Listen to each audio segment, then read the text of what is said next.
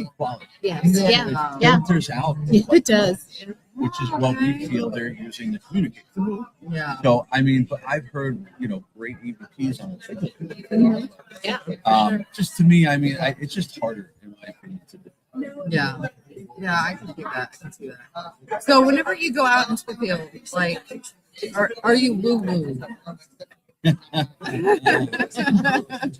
Me, like, as far as being, No, you don't have any as a demonologist, anything where I'm called in for cases of possession, I don't like it. I don't like doing it at all. I do it because I want to help people. But it's you never know what's going to happen in those types of cases. If it comes out to be, they're rare. They're very rare. Thank God. I don't do right. much. But I've been part of 7 confirmed. Really? Wow. I've been part of well over 1,000 cases. 7.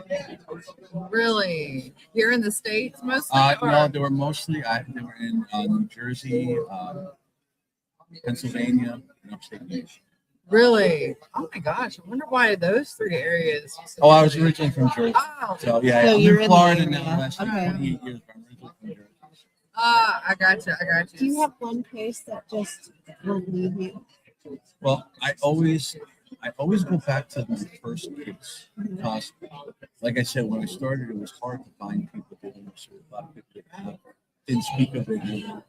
And when I finally found a team that had a sick person and they needed an extra guy to go into a case, I was 18, 1989. And I went there thinking this was going on an investigation in the person's home because I wanted to help them too. Yeah, for sure. And it turned out to be a rare case. We were there 5 minutes. The guy next to me got full attack, scratches from his neck to his spine. And I walked out of there like, for me, I didn't know about demons. So I was like, this is what a ghost does. Oh. I didn't know, but I think most people would have done it. And that's why I say, like, for me, I feel it's like a calling because it made me have so many questions. Like, why did it attack that? I didn't know anything about protection back then. I didn't go in all. So it was just like a last bit of protection that he didn't have. Yeah. But you didn't either. So why No, didn't that's what I'm saying. That's I had a million questions and I still have never answered. So, Yeah. yeah, I don't know. And Very much.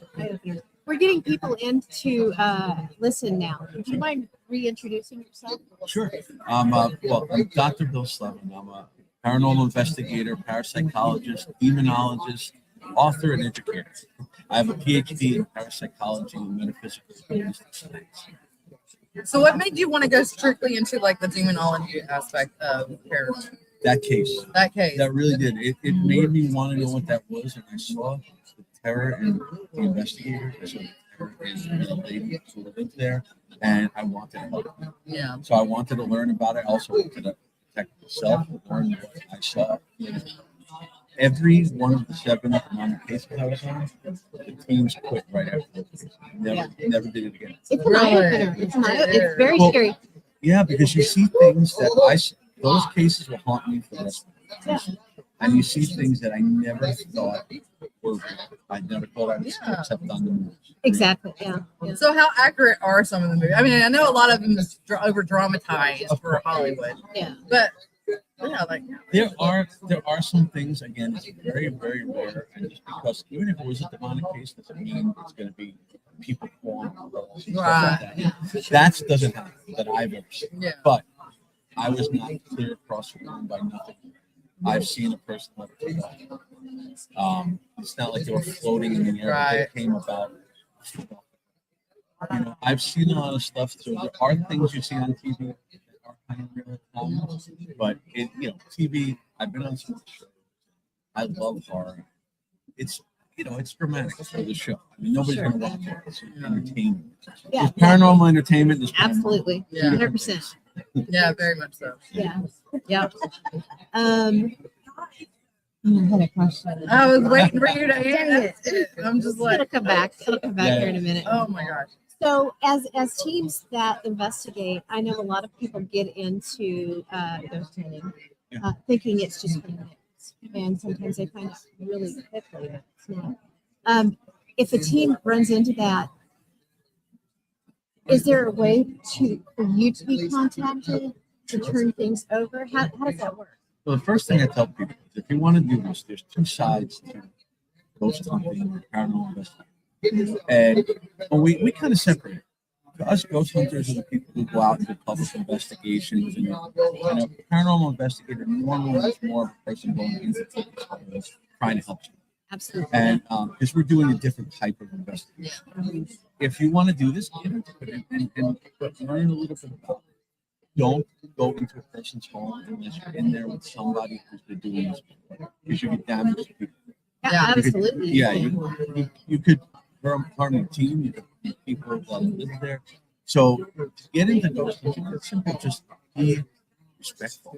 Be respectful of people. Be respectful of spirits. That's what it's all about. Because Listen to their stories, because fear plays a lot into this. And one thing that we've learned is go in doing the baseline things, obviously. Right. And out of all the cases that we've done, residential cases, probably 95 to 97% of them are nothing, because it's like leaky EMF off of appliances and things like that we've run into. But there's that little bit of extra that are the interesting ones. And out of all the cases we've had to turned over to Father Casey, actually. And that's the thing. This isn't for anybody out there. This is not a competition. No. If you are experiencing something that you're not sure about, ask for help. Yeah. Oh, We 100%. don't charge. We're not like stealing people's money. It's ask for help before you get yourself in trouble. And yeah, exactly.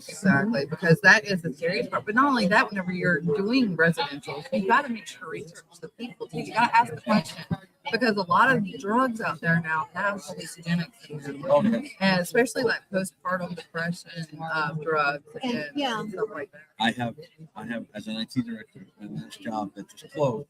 I worked there for 13 years. It was a psychiatric, alcohol, and drug. Wow. Okay. Yeah. So I've been around it for Highly many years.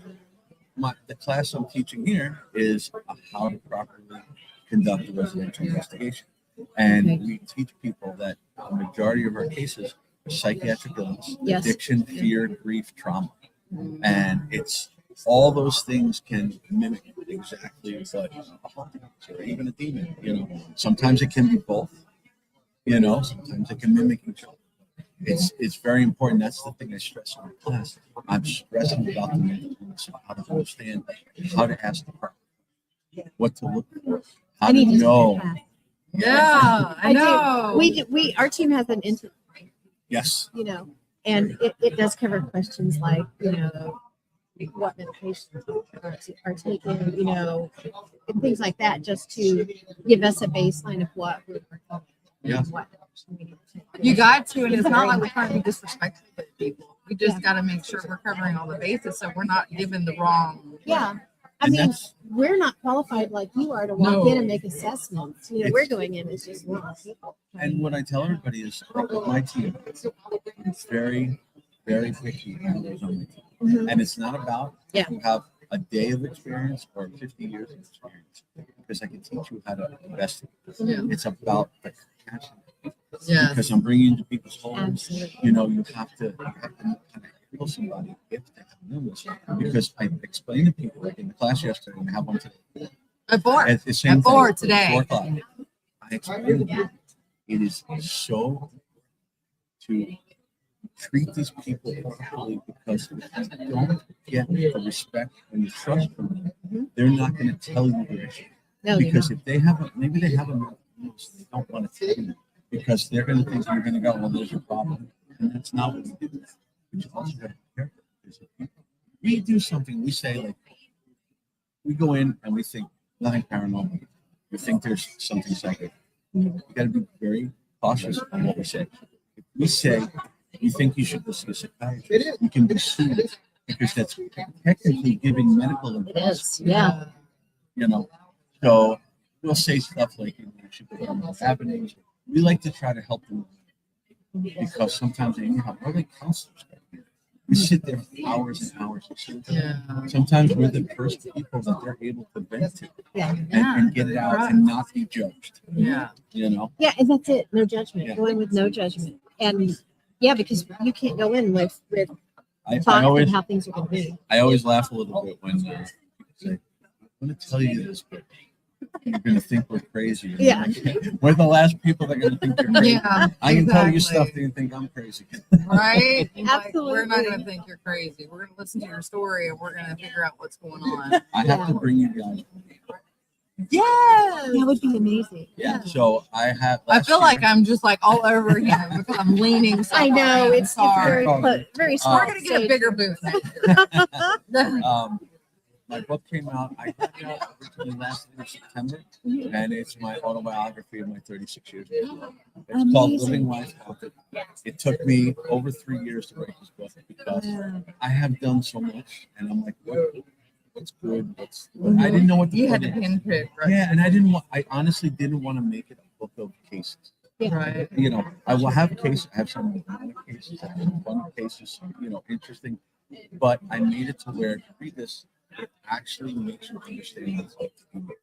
So like things we deal with that you don't see on TV after a case. You know, it's very hard if you've ever dealt with kids that are terrified and you're having trouble helping them, or you know it's not paranormal and they can't understand them. It's hard to not take that with you out there when you're dealing, especially with kids that are terrified. You know, it's like a person who's an EMT or a doctor.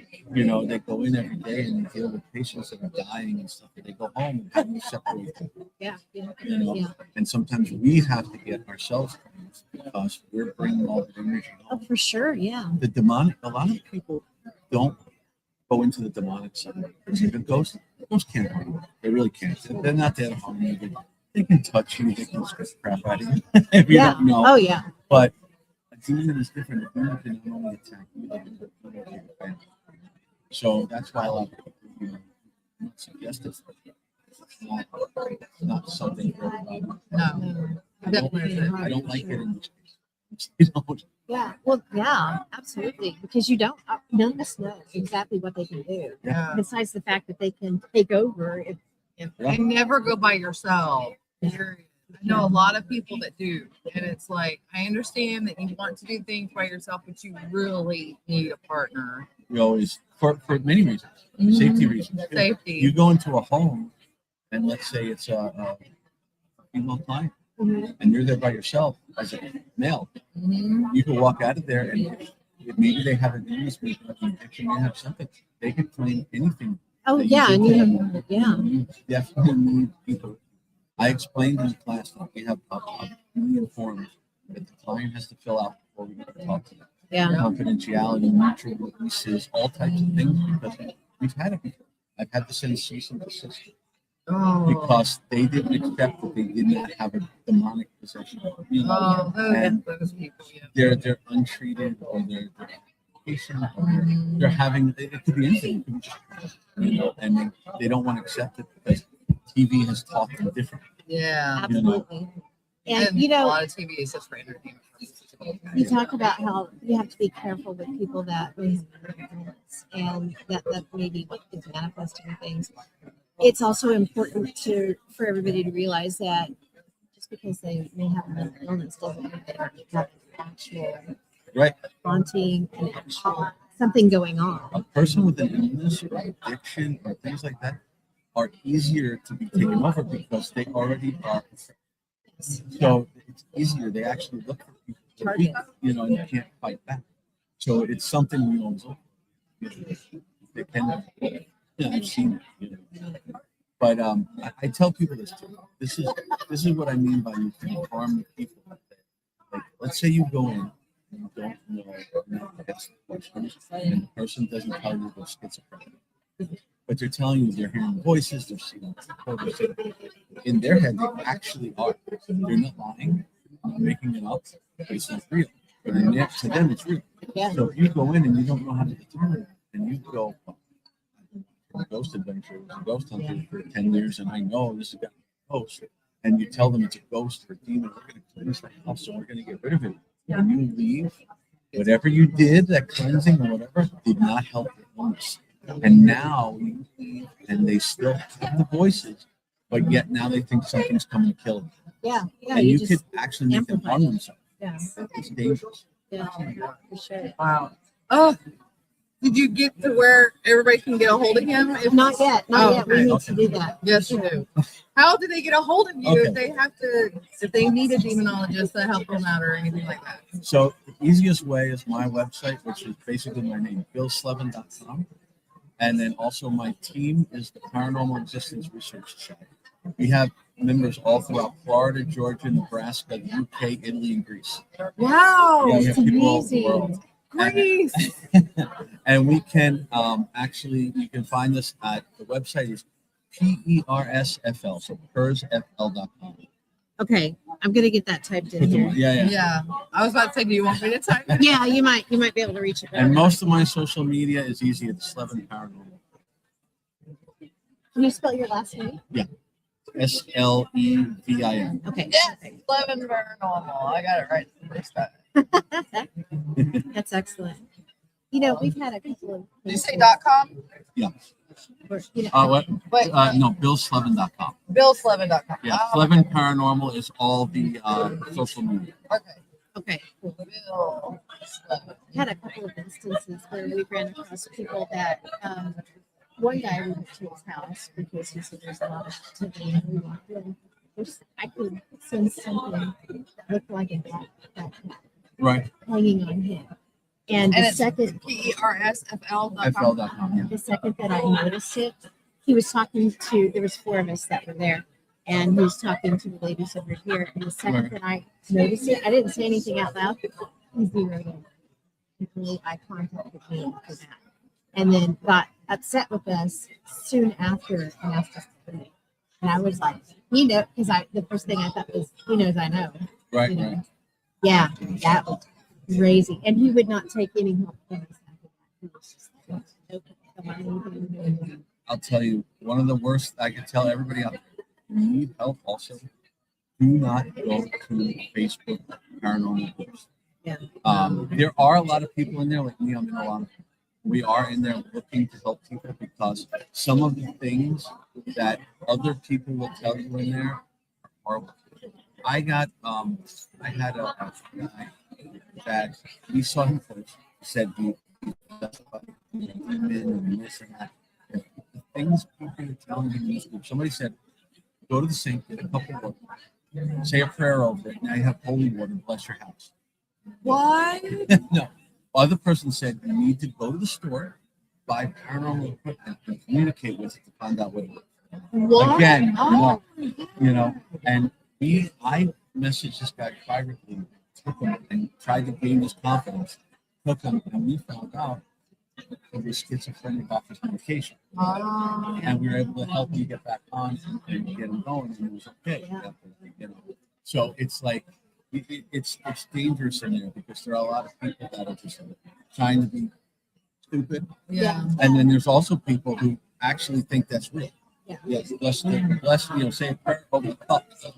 No. You know. You need to go down to the Catholic Church or Yes. have a friend that's a priest or something like that to bless the holy water. So, Or bless the have you water. ran into cases where someone has been cursed? Have you run into Yes, that is as far as the curse itself. That's not my absolute specialty, but I have people on my team. It's like I have shamans on my team. I have a fully licensed psychologist that I can't say which one, but it's fully licensed psychologist that works with us too. We have psychics. We have so many different types of people that can help every type of religion, anything that they have, whether it's a curse, we can handle it with everybody, and we also have connections to people. It's amazing. So it's I worked with the Warren Foundation and then the Warren Society, and I know Zap is Father Bob Bailey is our consultant priest also. Yeah, And, amazing. Cool. so we have a lot of people that we can go to because we ask for help. That's what we do. I've been doing this 36 years. I always still ask for help. We don't ever want to try to figure something out. Yeah, like you that. can't let the ego get in the way. Yeah, nah, Pride, ego, all that. It's horrible in this field. It is. It's so for much sure. is because it's not paranormal unity in the aspect that we should have. It's It's I want to get the leg up, so I want to Going get money, drama. and it's like I don't want money. I'm here to help people. I'm here. to get you guys out there so you guys can help people. I'm excited. I didn't realize that you had like branches in Nebraska. I'm in Kansas. She's in Oklahoma. Right. You know, and sometimes we need that help, and it's hard to find it. Yeah. So that's exciting to know that someone's helping. That's what I started doing. When I first started, I said, I just want a little team that is going to be in Florida, a few people. I don't want a big circus and this and that. And here he is in the UK and Greece and Right, but these people are so handsome and they are so good. I mean, most of them been with me for a long time. We don't have problems with that's the them. best part, isn't it? Everybody gets along. Everybody helps each other. I can't say enough about my parents. You have some amazing people that are on there. Right? Well, you also got to think about some of these people live off drama. So, Maybe, yeah, and something that we can talk about, like reality TV. It's not reality. No. You know, it's a lot of it's scripted. I've been on some, Yeah, you have. and Absolutely. I will not go on shows. Good morning. I will not go on shows Morning. that are like scripted and they're trying to. I won't do that. I was on an episode of Close to Sound at the beginning, telling you the story of what I captured at the place they were.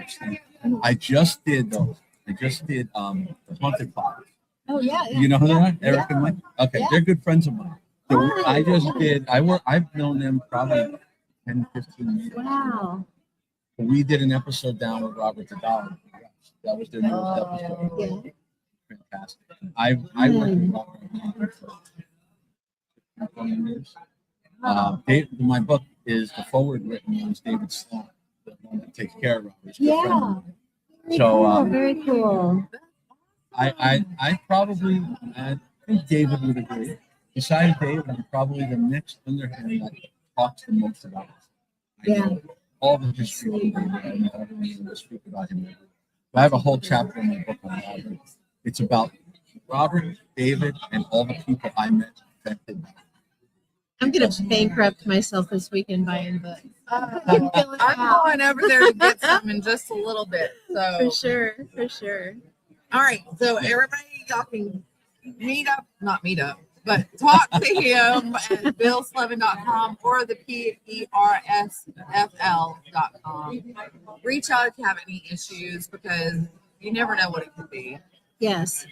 So always do that. Don't go by yourself either. Please, especially women. Do not go by yourself. No, it's dangerous. It is very dangerous. And I've been asked before, you need to come out by yourself. I'm not trust anybody else. And I'm like, sorry. I I have a somebody. video I need to share with you. It's a short one my son sent me.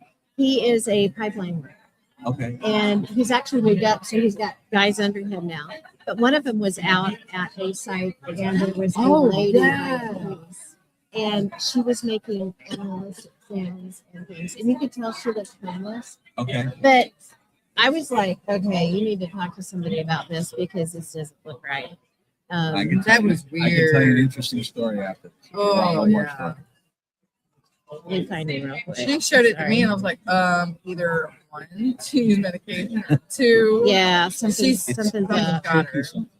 Yeah, it is tricky. Or Working, maybe she was on meth. I don't know. working where I did for a while, I learned a lot. Oh. I don't know if he's gonna be able to hear folks. But Let me see if that okay, here's the video. As soon as it pops back up. Been a while since I had it up, apparently. Okay, it's gonna take a minute. Let's keep talking about Yeah. something else Okay. while we're So- pulling it up. so, I was just saying, when I worked at the facility, when I first started there, it's owned by a psychiatrist. She's a quadruple certified psychiatrist. And I did not want him to know what I did on the side because they're trained in it. yeah. I said, you're going to make me a patient. Right? Oh my god. Because we had them living in a 4-story hotel. We had a level of a whole floor of adolescents. We had adults, whatever. Oh. And he found out. He found And out. he fully embraced it to the point where he used to let me come in and make presentations and educate the patients.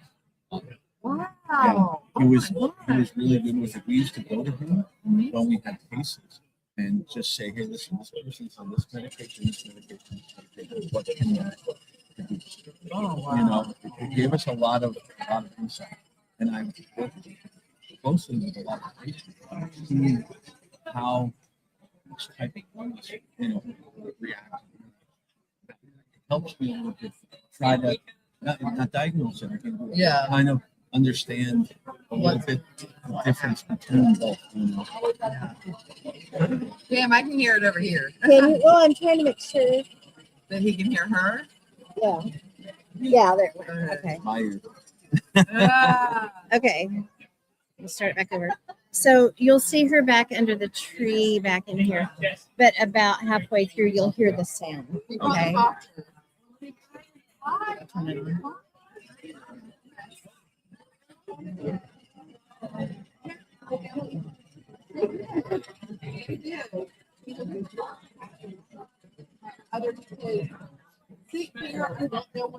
I want to put it up to my ear one more time. I want you to see it first. All right. So I have a close up picture of her.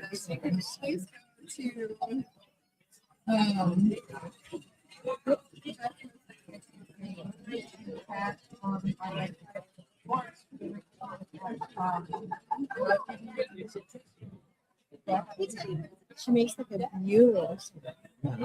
Did you hear it? Yeah, that's odd. Okay, so there's, yeah.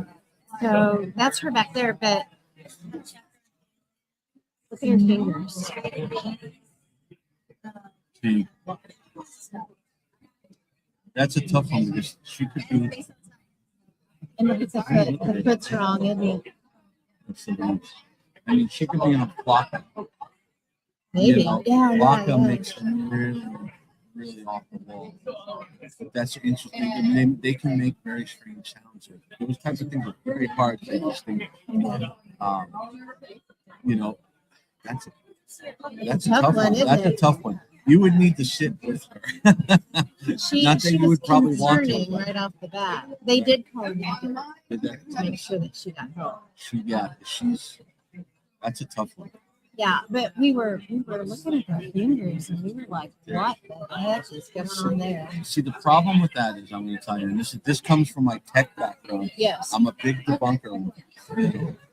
The fingers, it's very hard to determine in this picture only because you see that's the light coming in, and it's hitting the fingers and it's distorting the picture. Okay. But it doesn't mean they're not all distorted. Right. But it's hard to distinguish because of the light coming in. That's Isn't that weird? yeah. I said it could be flawed. Didn't think of that. Oh. We have a lot of that in Florida. This is by Ponca City, Oklahoma. So it's Okay. like, yeah. I'll tell you. Before I have to go back. Yes. I'm going to tell you one from the facility that, look, all the years I've been there, you know, you see some patients and Yeah. going to be kind of, I'm not allowed to do anything. We used to joke about that. I'm like, I don't think our licensing for all the, you know, the licensing A.M.O.K and all the things that they have to, I don't think they'd appreciate the IT director, you know, assessing somebody for demonic possession in your room. I ain't gonna go for that. But one day the doctor called me in and I was talking to all the med students. He had me tell all the med students were. And they said, "Oh, we have patients for you." That's part of them. And that's all they said. So I went out and I'm the IT guy. So in my office, I have 138 cameras in the facility. And I'll see patients from hallways and stuff, you know, different things that they. There was a new patient guy. So she would walk up and down the hallway all day long talking to herself. Everybody was in the hallway. She didn't bother with anybody. She'd walk right past them. She'd go around. I come out of my room one day. Walking down the hallway, she was walking. She was talking. And she looked up. She said, "Stop." She backed up against the wall. She shuffled along the wall with her eyes wide open. She went by me, and I was like, Oh, It's interesting. What was, you know, I never saw her do that to anybody. yeah. And I found out later on, she was the one that believed she was possessed by the devil. Now, she doesn't know who I am. No. No, she didn't know who I am. They don't tell them. Right. She just knew I was an employee. So then we had an interaction. I was talking to one of the techs there, the coordinators that helped case.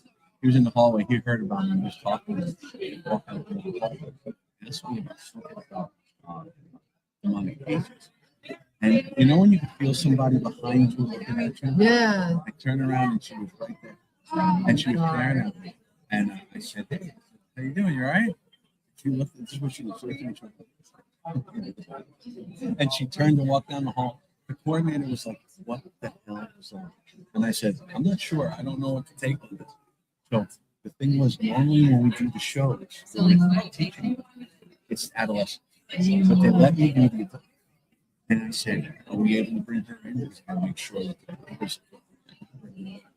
So I'm thinking, I bring my cleansing kit to a giant boss and everything. I can talk about the demons that walk around with the boss just to see if I get any kind of Reaction. you know.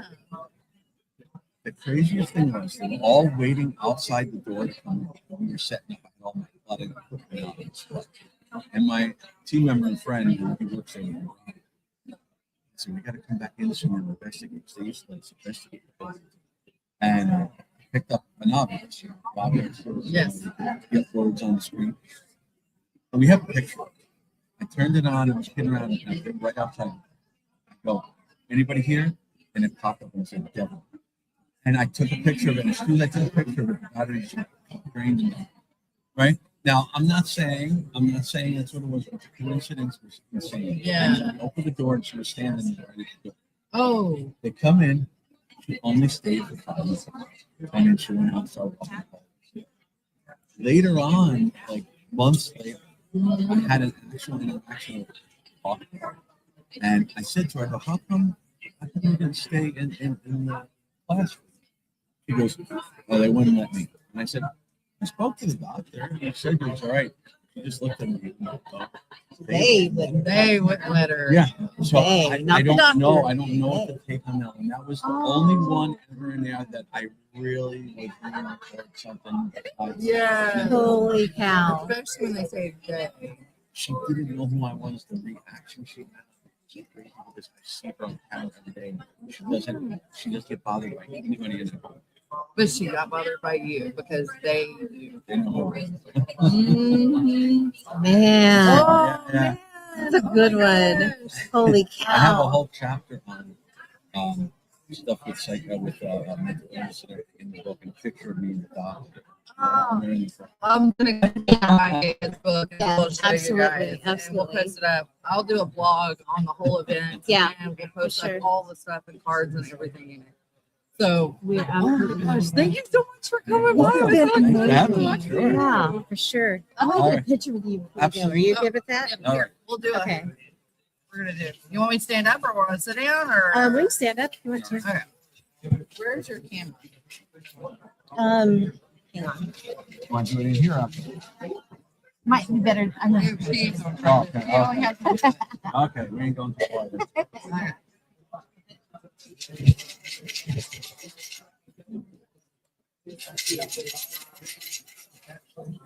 Awesome. All right. You're welcome. Yes.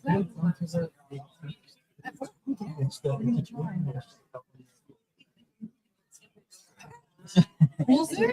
Yeah, just tell me. Yeah, sure.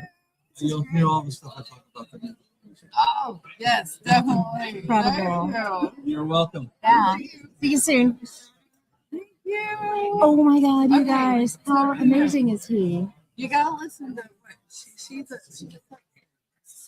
but Okay. she's writing a book about sex therapy and the paranormal, like aliens work. Really? So I wrote an entire book. It's done at the minute last week on supernatural sexuality. Can you grab him? It's for other therapists. I already gave her a card. Mike.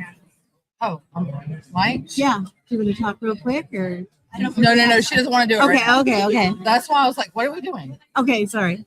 So I actually wrote it with a local artist, somebody who is experienced in all the mythology and legends behind it. And I also wrote with somebody who her job is to normalize the supernatural, and she is very energetic, she's very magical. But all of these are other PhDs as well. So they're all Oh, I told her, I said, amazing. we would love to have you on. Yes. And so she gave me her card. Okay, perfect. Yes. Yeah, we absolutely want to have you So on. it's based on fantasy. But I was asked to write a second book for other people, the general Yeah. audience who are interested in fantasy into that lifestyle. Yes. Wow. So I talked to Papa Czar and I was like, I would love to have you help me so that I make sure that it is a version of your lifestyle. For sure, for sure. Yeah. So it is. He's it's amazing. Okay. Yes, yes, and he's awesome. Yeah, he is. Yeah, He's a really cool dude. Well, what I'll do is I will reach out to you and give you the calendar. I want to get one of your cards too. I want to get one of your cards too because I have another podcast. It's called In Other Words, and we work with authors and artists and things like that. Love to have you on there. To be transparent, I'm getting ready to have spinal surgery. Uh-huh. I'm going to be on maybe Okay. Yeah. No Well, problem. we have. I think we don't Thank even you. have shows open until October. Yeah. Yeah. It's the last part of it. So. so that's not sexy. Awesome. I got it. Well, it was amazing meeting you. Yes, it was. Yeah. Thank you so much. All right. Take care. Okay. I know, That's right? cool. You guys. Whatever. Her husband was the one that was over here with her son, and he was the one talking about it. Okay. That too was right here. While I was Yeah, saying when that, you were he out there? talking about it. He was talking about her and promoting her book and everything. And I'm like, oh my God, I would love to talk to her. So whenever they came back by, I was like, yes. This day is blowing I know. my mind. John Zappis. Yes. Okay. So next up, we are going to have Johnny Zappis on if we can catch him if he's free. Yeah. We are. So this is. I'm just at a loss for words right here. Very cool. Very cool day. So I hope everybody can join in here in a minute. Crazy enough, I think the coffee's working for me. I feel a little clarity, and that's a little scary because that tells you how tired I really am. I'm not even shaking right now. So, yeah, good stuff. Hey, Miss Pal, how are you? You haven't. Oh, no. Ugh. Well, we got workshops coming up, so hopefully we'll get. Yes, yeah, we have. We've sold some T-shirts and things, and we've had some great interviews, so we got some more coming up. Super excited about that. Would you come here next year? Yeah, we've already decided we're coming back next year. Because Chris asked me for the time. Yeah, I'll come next year. Yeah, And really. Oh, yeah. you know, she had bought her plane. Oh my goodness. You know, Yeah. Oh, that's sad. Yeah, that's sad. It's a hard thing to do. You know, we're lucky because the T-shirts are kind of just a side thing, and the podcasting is our big deal. So, yeah, it's a little close, John. Sorry.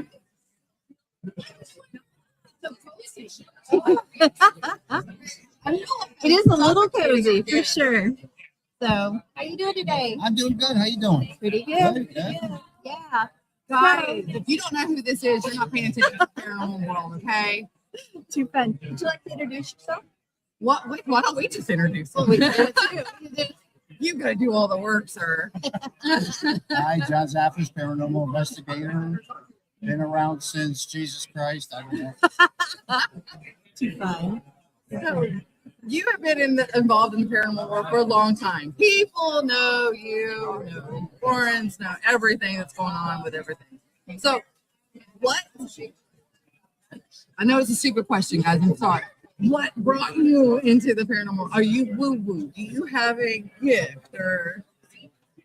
No, I had an experience when I was 15, 16. So my grandfather, I had to put him in bed. He was transparent, shook his head back and forth. Went downstairs, told my mom about it. And she said, "You say you're doing things." She goes, "Just shook his head back."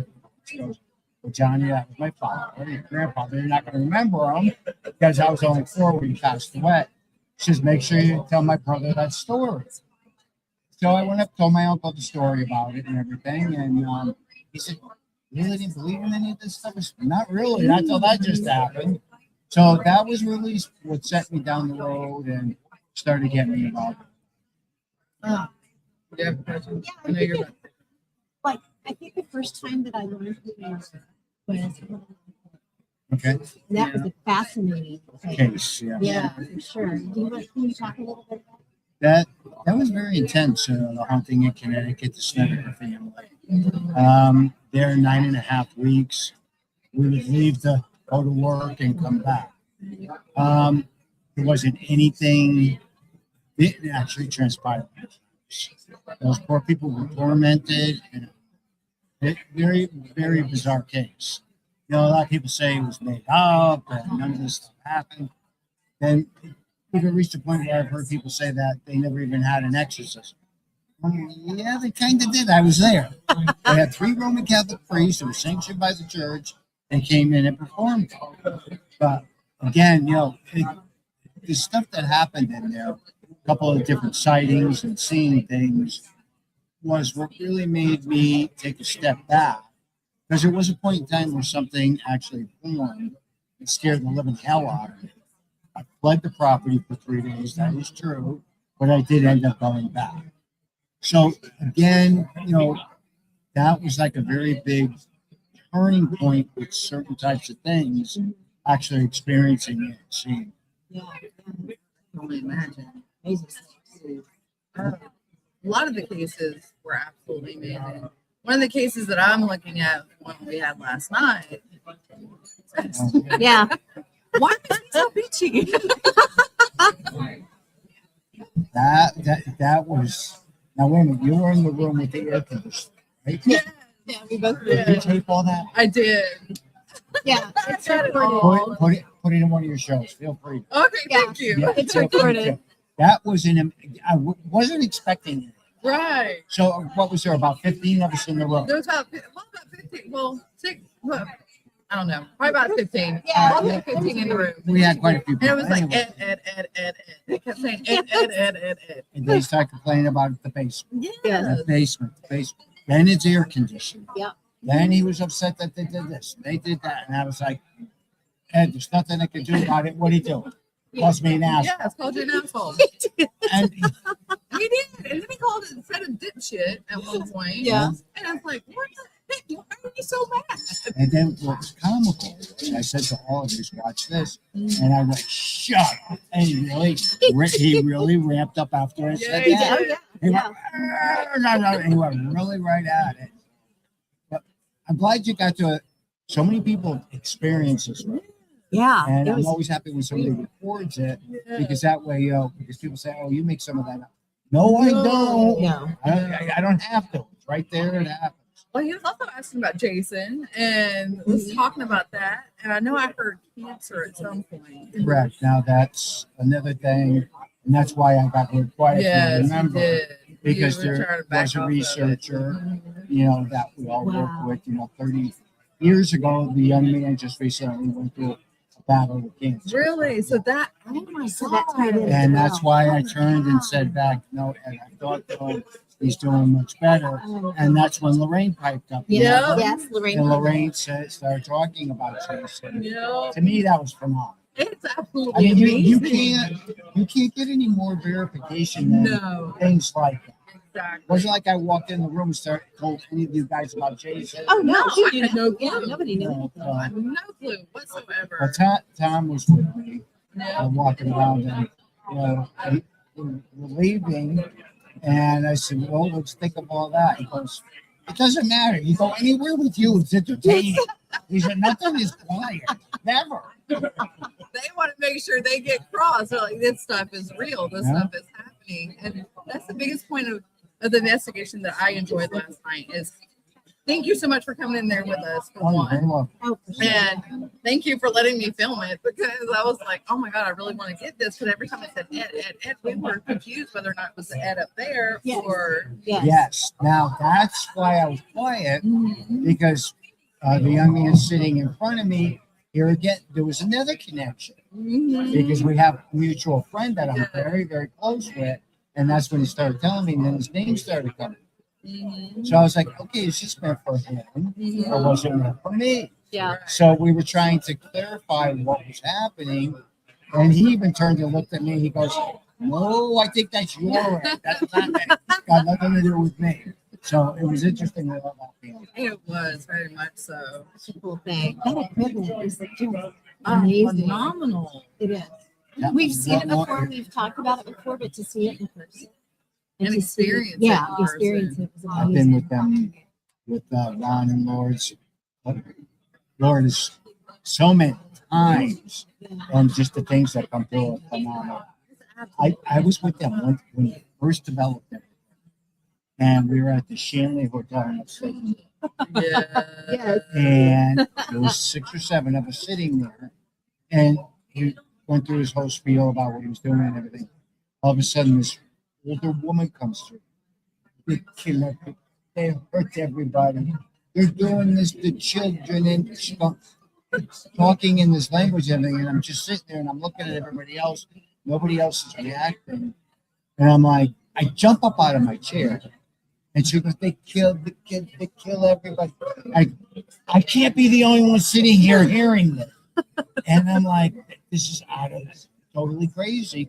And, seeing Beltrudis was even in on that. So that was right at the beginning stages of the war breaking out in the No. It's documented. Lourdes and Rob, I tell you, Sam won't even talk about it. He got so upset he went outside. But then I went out and I was standing there with him. He goes, he said, I don't even want to talk about this. He said, I don't believe what we just went through or what we just heard and witnessed. I said, that's pretty phenomenal. Wow, no kidding. Especially to come into the Shanley Hotel of all And there was no connection because everything wasn't talked about. It was just right at the beginning of everything starting to happen. It was just like, wow. Wow. Coming through right then, just for you. It was meant for you to hear and spread and show people because. Well, their equipment did it, I'll tell you that. Yeah, their equipment is absolutely amazing. And to have heard all the stuff that was coming through on that equipment last night. Especially, you could hear his tone. He was absolutely angry over the basement. You could hear tones. You could tell the difference between male and female voices because after you were gone, we did it again, and there was a female that was trying to talk, and the males that were talking her. Yeah, but you could tell the difference. You could distinct personalities, and you can hear their distinct laughter, voices. and you can hear their tone fluctuations. There's emotion in their voices. It's That's the key thing on me too, and I'll always keep quiet. I don't say anything. So you guys all pop up and say, he's talking about this. I go, yeah. Because he kept talking, and then he was like, I remember he said asshole though, and that's what really got the attention because he kept saying asshole. And Lourdes was like, he's talking to you. That was so It was a very common thing, And you'd be sitting there and you'd have a conversation with him. And he would just look at the asshole. And, it was just random. And it was funny. Yeah. So back like 10 times ago when it first happened, I said all the time. So now as soon as it starts coming through, she knows. yeah, that's great. I mean, that was absolutely phenomenal. It's funny. And it was absolutely a time that I will never forget, especially in the paranormal world, that had John Zaffis in the same room with us, investigating the room, trying to investigate the hotel, but Ed had to make himself known. I always said he was big in life, he's bigger in the afterlife. Cracks me up too over air conditioning. Well, I understood it and I laughed like hell about it because he always liked to have his air conditioning. Lorraine liked the warmth. She didn't like the cold. Oh, they go back. He turned it on, she turned it off. He turned it on. It doesn't go on all the time. So, it was calm. And who would know that? Who would know that? Yeah. Nobody would. And that's why when things like that come through, to me, that means more than anything because it's verification. And the light dawning on his face. Yeah, it's like, oh my God, the basement. Oh, the air conditioning. And he looks at Lourdes and I was like, the basement, the air conditioning. What the hell am I supposed to do about it? I know. I don't even know it. What do you want from me? When they're doing everything they can to clean it up, fix it up. Yeah. They've done a good job. Oh, good. That's good. I was wondering how that was going. Yeah. You're good hands. They've done a lot of work Oh, good. restoring it and That's true. I See them getting riled up over it. It's like, don't change anything. Yeah. Especially for Oh, that house was her baby. oh, She had everything certain ways, and everything like that. 'Cause she would always ask me to go downstairs after I went down. Look for this, look for that, and I come back up. I already knew. Did you touch this deer? Did you move that deer? Was this over here, deer? Yes. So, but it was mass chaos with all that stuff, but she always knew where to find it. Yeah. yeah, that's me though. She always knew. She'd tell me right. I go, how do you? She goes, I know where it is. It's my mess. That's what she would say. Yeah. It's my organized mess. That used to tell me. That's pretty much how it is. Well, they say the most brilliant minds have a messy Yeah. desk. Oh, I must be a genius then. I know that's what I told my husband. I said I'm a airheaded genius somewhere. Okay, so they do at the house. They do have a lot of fun about it. Yes. And out of all of those, I know Annabelle's the big one that's talking about a lot. What are some of the other objects in there? Well, they have this creepy fetish doll. From case I remember, because they were working on it, it was being sold in antiques. The people were having all kinds of issues with it, so then they called Elaine in to remove the body. So I guess the research and some of the things he was able to look at and poke into, found out the issues with the pictures and things like that. I mean, there's skulls in there, there's daggers from a lot of different things. So Don't they even have piano? an organ. An organ. Oh, That's Yeah. from allegedly from old Belt Beach in Stratford, Connecticut, which was a haunting in the late 1800s that people came in from all over the world. Wow. If you look it up, Phelps Beach in Stratford, Connecticut, the documentation is crazy. But supposedly that organ came from that house. Then years late, maybe like 10 years ago, I don't know, give or take, this woman calls me and says, "We've got a haunting going on." And she goes, "I still think it's from these two chairs that I purchased, and they came from the Phelps Mansion." And I'm like, "Oh, that is so cool, right?" So I went and investigated and everything, and looking at the chairs, I go, "Well, they look like they're from time framing and everything." And she goes, "I don't care what time framing or anything, get them out of here." I'm throwing them out. I said, "No problem. Book them right in the car." that's awesome. So, do you have pieces that you collected like that that are really troublesome to the family? When you get them, they don't know anything. Yes. Oh, that's the most common. Yeah. No, but we've got all kinds of things going on. And, I'll bring it home, and some of my team will be doing things around it, E.P.Ps and different things. And everything flatlines about it. Yeah. But I do bind them and do This is- yeah, just in case. Quiet them but- down. Yeah, Yeah. Is there any one type of object that you seem to get more than dolls. Yeah. Dolls. Why the I doll? am the oldest man I know that has the biggest doll collection. But That's I have fantastic. more dolls than you can shake a stick. So why do you think there is an attachment to the dolls? I think because they're so innocent. Well, no one would think that something would attach to a doll. Because people say, "Are these things possessed?" No, it's an energy attached to it. Just like a house, just like a property. Only people can be possessed. Right. I have so many dolls. God. There's a lot of people, especially the dolls with the, like we were talking earlier, with the, Yeah, with human teeth and human hair. and the hair. Do you have any of those? Yes, I do. Oh my I gosh. have two that are made like that. Oh, See, a lot of times I put those more in the category of rituals. Yeah. yeah. So, yeah. I think I remember, I think I have 2 or 3 of them Wow. with the hair and the authentic teeth. What is your favorite object? Don't really have one that's my favorite. Or the favorite that you hate? There's just so many of them. I mean, like, I have a idol, I have certain gimmick rocks that are super creepy. I've never broken them.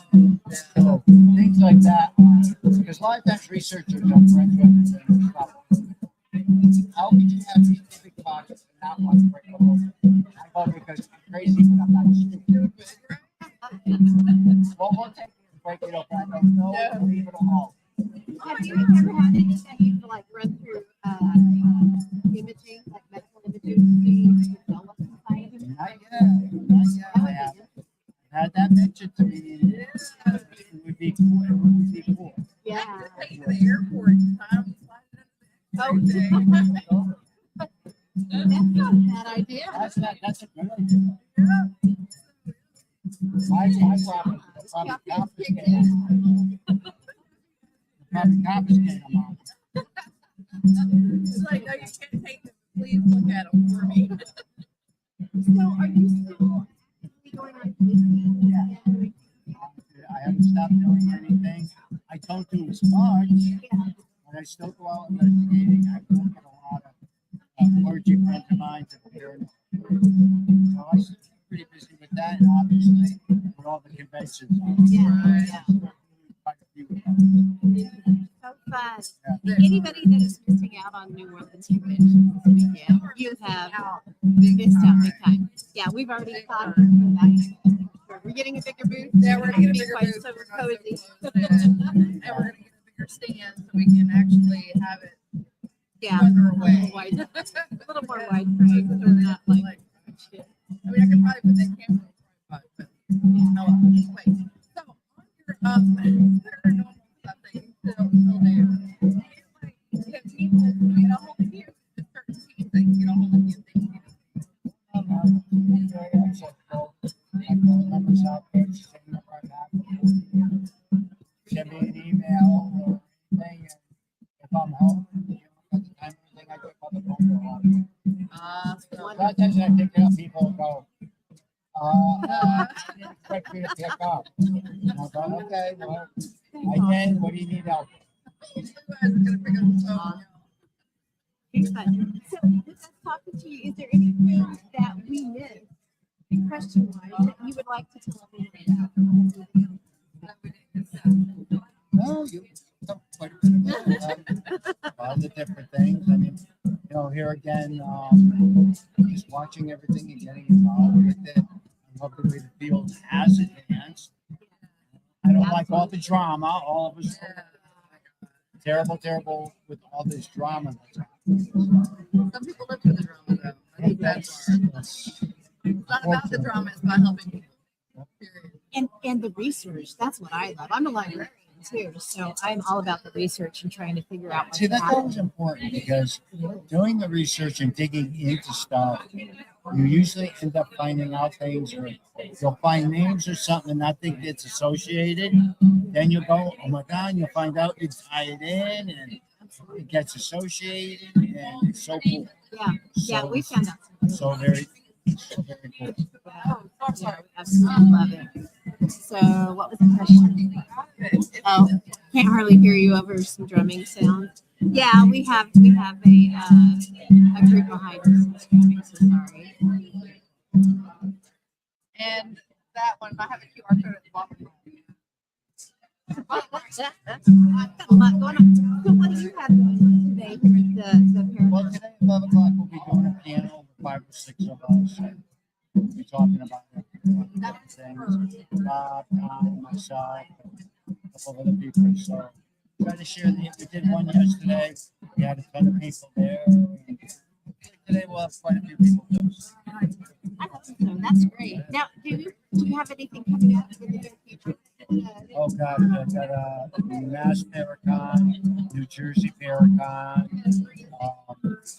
several other ones. I just don't remember how many. I always throw them up on my Facebook. Okay, cool. So yeah, if you want to find out where you can see John coming up in the near future, just check out his Facebook page. And is it just under John Zappas? JohnZappas.com. JohnZappas.com. Okay, perfect. Man, we appreciate you. Okay, thanks for having me on. Yeah, shake your hand, man. Okay. Yes? Okay, perfect. I appreciate that. Get it right here. Yeah, we.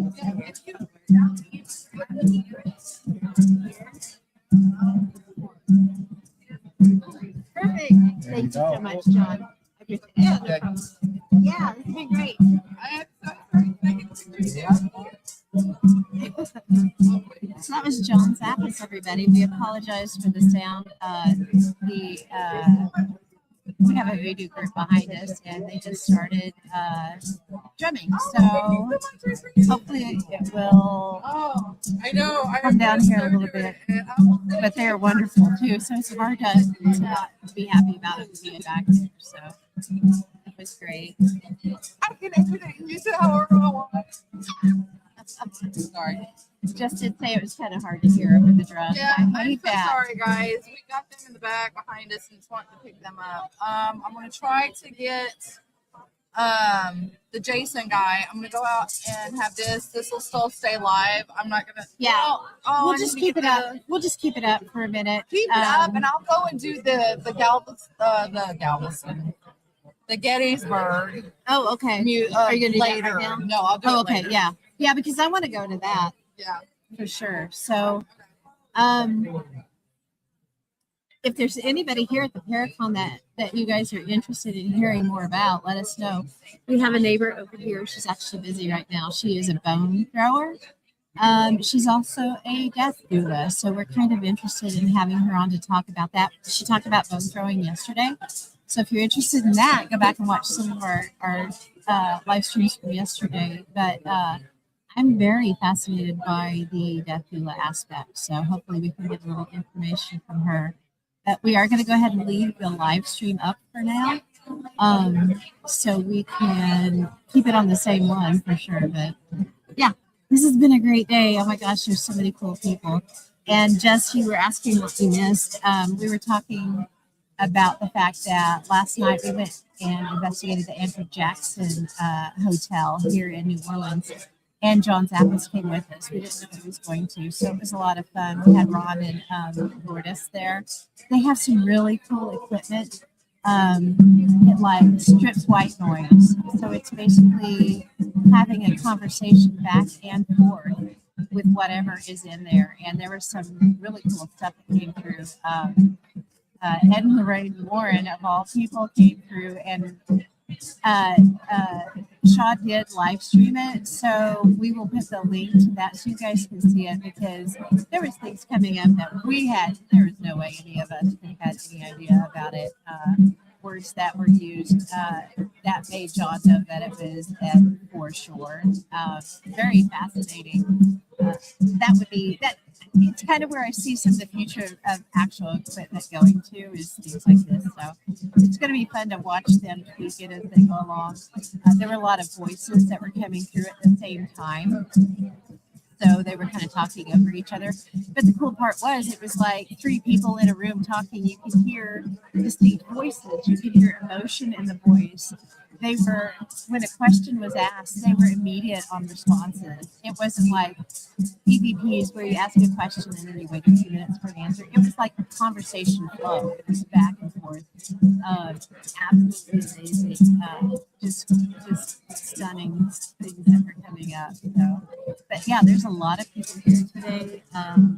Which is really exciting because it is the last day, but they did put a blast out. They did a little bit of a discount on tickets for today. So I think Chris said they blasted it to like 250,000 people maybe. So we're not going to get that many, obviously, but it hit a good number of people. So I'm really impressed. Usually the last day of a con, it's pretty quiet. It's not quiet at all, as you can tell around us. But fascinating stuff. Super happy with how the equipment is working. The mics were absolute gold for this. Obviously we can tweak a few things. We're going to work more on the camera. We need to get a wider angle for the camera so we're not having to scrunch up so much. We also have a very small booth, so we would have had to stretch a little bit anyway. I think next year we've already talked about we're going to get 2 booths. So we can spread out a little bit, get a better camera, get it up on a tripod so we get better shots. But super happy for the first time out using this equipment to see how it would go. So, hello, how are you? Good, thanks. Do you listen to podcasts? You do? Well, check out some of our stuff. We have A.M.O.K Paranormal, and there's some of the cards over here. And between us all, we have 6 podcasts going on. And so, yeah, we're live right now. Sure are. Do you want to come around and say hi? Okay, yeah. Have a seat. Tell us a little bit about yourself.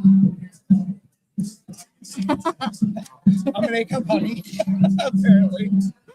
I live here in New Orleans. Okay. Yeah. Cool. Right down the street, I love the house. Very This cool. house is really creepy. I'm looking at Shauna Wooten. I'm looking at you. That's fun. So That's fun. my friend's house is basically, if you've ever seen the movie Skeleton. Oh yeah, yeah. It's Skeleton that house. Key.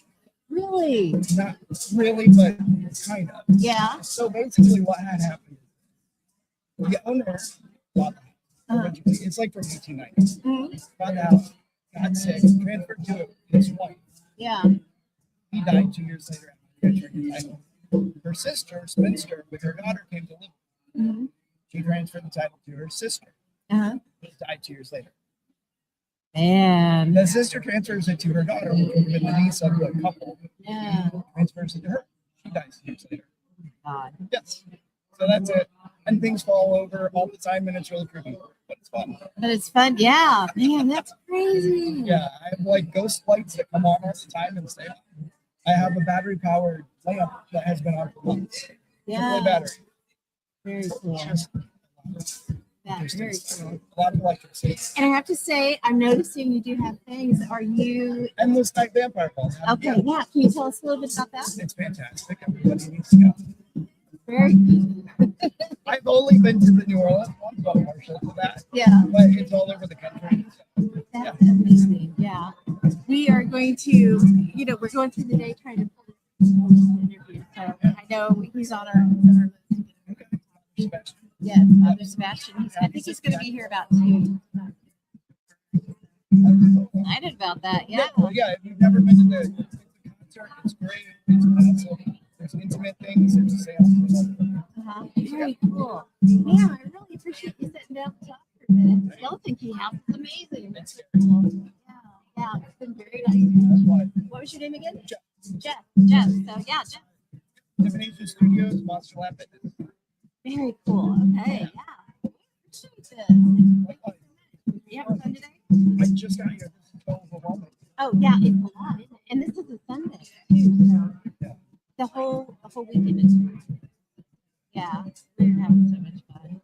Yeah, we've already we're coming back next year. We're getting a bigger. Well, this is my birthday weekend. Normally, I'm in Orlando, but Epic Universe has a lot of construction stuff happening right now. I like to adventure and also on construction. We've been there a million times and not wanting to wait in lines forever. Yeah. And we love it. It leaves too much time in this. Yeah. And we make bad life. There's nothing wrong with that every once in a while. You don't do it every day. We've never been kicked out and we're not permanently banned. Oh, well, Put it that hey, way. that's a win, man. That's a win anytime. It is. For sure. All right. Thank you, Pam. Yeah, you're so welcome. All right. You have a great weekend. Did you get our cards? I did not. Okay, yeah, get some of our cards like Bordertown Strange over there. That's me and my friend Jess. We deep dive all the woo. So that's always a fun one. Yes, that one. And then Shauna, she has Exploring the Paranormal Perspective. She's over doing a live stream right now with Dan on some things. So grab one of her cards. That's okay. She's got some more. So grab that. And then we have A.M.O.K Paranormal over here. That's what she and I do together along with 2 other people. So there should be a card laying there somewhere. Or grab that at least. Yeah, grab some of those. Yeah. Yeah, perfect. Oh, well, thank you. That's so cool. You have a great day. Bye. We never know who we're going to run into here. How cool is that? So fun. And I do know the Skeleton Key House movie, and it's fantastic. So I think when we pull people in, I'm probably going to have to put a mic a little bit closer to them. So hopefully we're not getting some of the feedback on the plus. Yeah, we are a little bit, but we may just have to deal with it until the drumming slows down a little bit. But yeah, great day. Oh my gosh, so many interesting people. Okay, do you have a minute? Okay, do you want to talk about being a dentist? Okay, yeah, come over, man. Okay, I'm gonna get Maeve over here. She is the bone thrower, and she's gonna come talk about being a death doula a little bit. So fascinated with it. Can't wait to hear more from her on that. I am going to pull a mic in a little bit closer for her. So hopefully with the drumming, you might have to lean into the mic just a little bit more today. So yeah, great. Can you introduce yourself again to everybody? Hey, I'm May Walders from Belwick and Bone, Yeah, where are you out of? Nashville, Tennessee. Very cool, very cool. And I was telling them that you are a bone grower, but you are also a death doula. Yeah, can you tell us a little bit about being a death doula? What does that involve? So we meet the family where they are with wherever their needs are, and we go from there. We start with helping in the funeral, figure out what their needs are as far as clergy and physical needs, and Closer for you. Yeah, there we go. Drums are a little loud. we just find out what their physical needs are, what their emotional needs are, and we help with any funeral planning, any just whatever needs they have. We try to help them figure out what they are, but we have like all the way to burial, depending on how they want to be buried. We can help them find natural burial grounds around them or organize the funeral if need be. So you kind of take on almost like a wedding planner would. Yeah, when it a little comes bit. to planning their death. That is so cool. That's such a good thing to offer for people. Prevents them from being overwhelmed, and it helps them become something with dignity. Yeah, dignity. That's the perfect word for it. Yeah. So how do people contact you? How do they know about you? How do they find you? I have it on my Facebook page and my TikTok. There are a lot of organizations out there. By all means, reach out to NELDA, National End of Life of Death Association. NELDA, NELDA. Okay, while you're talking, any LDA, is it just NELDA.com? I think so. Okay. And That'll help you find a ton of different death doula organizations. They're all over the country. There are natural burial sites. There's Larkspur in Tennessee, and that's an all natural burial site. Funeral homes are good resources if you're looking for death doulas. Type in death doula services, and you should be able to find some at any of your sites. It's not a certified service yet, so it should be. it should be. It should be. So insurance doesn't always pay for it yet. So just be careful who you get. Make sure they have some years of experience. But usually the people that are doing it from their heart. It's definitely a service from your heart. Yeah, absolutely it would be. When it comes down to choices on what they're doing, what kind of choices are there when it comes to natural burial or anything other than like a funeral? Yeah. And you can be buried in a shroud or a handmade coffin box.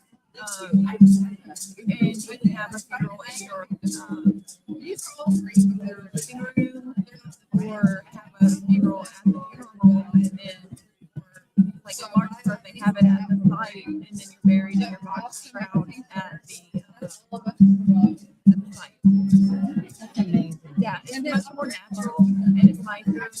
A lot of people get cremated and we still have services. You can have them at churches or parks. That's very cool. So Nelda.com for any information on if you're interested in learning more about being or having a death doula come into your situation. Yeah, or becoming a death doula. Wow, that's so cool. Hey, thank you so much for coming over. I really wanted to get that in there. It's such an interesting topic. But thank you so much. Appreciate it. Can I get my picture with you? Okay. It's around here. Thank you. Appreciate it so much. Babe's our neighbor too, so it's really cool to get to sit and chit chat with her during the day. It's been a lot of fun. So we got somebody really cool coming up that Shaw just brought over. They're out talking, and they're getting ready to come around right now. So here they come. Sorry, I have a bigger booth next to Yeah, That's okay. it's a little cozy this year. I like that. And they're in the middle of some women, yeah. You're gonna probably need to pull a mic in a little closer with Oh, with the drums out Okay, there. so So put it right here. There we yeah, go. that's probably not a bad idea at all. Not bad, especially with those drums going on. Yeah. All right. Wow. So, everybody, I'm so sorry. I didn't mean to interrupt the interview that was going on. No, you're good. We have a wonderful guest right now, and you're very, very welcome. Do you want to let everybody know who you are and what you are representing here? Yeah, my name's James Stokes. I'm an actor. I've got about 70 credits to my name. I've done about 70 movies. I have albums about horror films. But I play, the reason I'm here today is because my role that I played is Jason Voorhees. So, right here. Yep. Cool. So I'm here at New Orleans Paracon. It's been absolutely amazing. Being in the heart of New Orleans, down here in the French Quarter, it's been absolutely phenomenal. It's incredible. I know where this has we're at. nothing to do with horror. Well, it does. Do you know Santiago Cirillo? Very well. He's like, somebody. I was just with him, and I was just with Santiago. As a matter of fact, I was with him at the Doss House and at the Old Stone Jail in PA about 3 or 4 weeks ago, and then we were just at Gettysburg together at the Gettysburg Bash, and so Santiago, you never know what he's going to do. He's an amazing guy. Me and him are really good friends. Oh, And so I'm leaving here and going to the Paracon in Enterprise, Alabama. That's my hometown in Dothan. No, That's for LA. Yeah, okay, Dothan. I'll be right there at Dothan. I'll be down there in Enterprise at the Deep South Paracon. Deep South Paragon. Yeah. You guys, I wanted to go to that this year, but unfortunately, at the same time as her Paracon. Yes. So, We're very there. committed. Mine's in Caney, Kansas. And the kids. Yes, and It's free across to the state public. line, straight north of South. That's awesome. Yeah, I live in Nashville, so I'm kind of in a central hub for the Northeast and the South, the Southeast. Oh, So, yeah. So how did you become Jason Voorhees? Oh my goodness. Well, I was on the set. I've done 70 plus movies now. But a friend of mine, we met on another set, and he was a writer director, and he wrote the movie that I was in, Voorhees Night of the Beast, and he wanted me to be Jason. And I went out and got fitted for the suit and everything, and then the rest is history. It actually turned my entire life around playing that character. Oh, really? Yeah. It's like a mental. It's just an iconic character. Yeah, You're very playing much Jason, and people loved our movies, and so I've portrayed Jason 3 times on screen, and it's been absolutely phenomenal. So. And I was on the set of Stranger Things, of all things, when I first got the call that I was going to do it. So that's kind of cool. We have to tell us a little bit about that. Yeah, so Stranger Things. Yeah, Stranger Things. I got cast because I was a real paramedic, and I was an actor as well, and that's what they was looking for. And so when I got on the show, they just, it was just easy. I didn't even have to audition. So they're just it was like, kinda- "Hey, we need you on the show." yeah, it was kind of cool. So my agent called me and said, "What's your availability?" And I asked her for what, and she told me it was that. And I said, "Anytime that you want." me," Right. So I wasn't Clear going the to pass up calendar. on a big show like that. No. A big show. Definitely not. So it's been great, and my career has just kind of bloomed from there. And I got another film that I'm getting ready to start in August in Columbus, Ohio, and another slasher film. Not Jason, but it's another slasher film. And I just finished one in Daytona Beach, Florida. So that's another one. I played the killer in that one as well. So yeah, You seem like such a nice guy to be a killer in all these movies. you push my buttons and that's it. But it's been great, and getting to come to the conventions like this and meeting people like you guys and having me get on the platform like this, it's absolutely incredible. So thank you guys. No, thank you for Sure, yeah. Definitely. So you were talking about the old show and everything. So do you believe in the paranormal? Absolutely. Yes. So have you had I went and got the tattoo just to. Oh, dude. Yeah. No, I mean, I wear protection. I wear protection everywhere I go. Supernatural is amazing. But I do believe in the paranormal. I got some of my best friends, is Tom and Stacia, and they're mediums and shamans and all of that. And they're teaching me a lot. And getting to go on these ghost hunts with actual ghost hunters that know what they're doing and have the proper equipment. Now I have the proper equipment. And so, I mean, I've had vendors just give me things because they know that I'm going into these places and like just protection, and stuff like that. But yes, absolutely, I 100% believe in it. I've seen it, I've felt it, I've dealt with it. I've had some things happen in my own house that I've had to have cleansed and all that stuff. So yes, absolutely, yeah. So what is the most iconic thing that's happened to you that you can talk about that involves the paranormal? Well, at the old jail a couple of weeks ago, I was down there and we did an investigation and lots of activity. Well, a couple of weeks after that, I came home and I brought something back with me. Yeah, I did. And we was watching. I got a camera in my house, and while I was at a con last weekend, I noticed my dogs were barking. Well, I went back and looked, and you could literally see a hand come down and touch my dog. Oh my God. Yeah. Oh, really? Yeah, I didn't see it at first. I didn't see it at first. And then I showed it to a couple of my friends that do investigations, and they showed me in slow motion. You can literally see the shadow of the hand touch my dog, and it scared him to death. And he turned around and he barked. And then so when I got back home that week, I had some shamans and some people come into my house and cleanse my house and all that stuff. And but one night I was laying in bed, heard a noise, could not find nothing, and I went out to my garage and there was stuff off my garage is shut up, and there was stuff off my workbench that was in the floor. So there was something now. Yes. So I think I had two entities in my house, and one of them was not so good. One of them was okay. So, but we did a cleansing and all that stuff, and I think it's good now. But now, do you think that maybe it may be attached to you, not your house? Because I do want to reveal something. And she actually brought it to my attention. I got a bit of woo. She's a little bit of woo, but she said that there was something. I didn't know you. Not I didn't dark, know who you were, but I saw like a shadow thing behind you during the opening ceremony. oh wow. And I asked Shaw if she saw it. She did I'm not not. woo. So yeah, I didn't know who you were, but Yeah. yeah, you may have just a little bit of something still. Yeah, well, I hope not, because I hope not. yeah, too, because do I have too. literally been cleansed myself, my house, Yeah. my wife, everything. So yes, I mean, I've even had a medium read my dogs. Yeah. So yeah. No, just keep that aware that. Oh, absolutely, yeah. No, So if something happens again, it That is might be something that's crazy, attached yeah. to you. yeah, not it's your- kind When of you're telling us the story, I'm like, holy cow, because Yeah. yeah. kind of So, a backpacky looking thing. Yeah, so, I've been yeah. told, they It's not think there right now. it was a but guy it's that beat women. He don't like women. Man. That they thought that's what they thought it was. Oh, Yeah. wow. Yeah. Because that's what she crazy. was saying. She goes, I don't know, but something about it just doesn't seem right. Yeah. And I'm like, and we told And then I Jen, questioned we talked to Jen myself about it. after we talked to Jen because I was like, maybe I didn't see anything. But she's like, he's the sweetest guy. Yeah. And And you I are, try. we know you are. I so- do try to protect myself when I go to Yeah. these things. I stay with the guides and stuff. I'm not an investigator. I'll be the first Yeah. to tell you.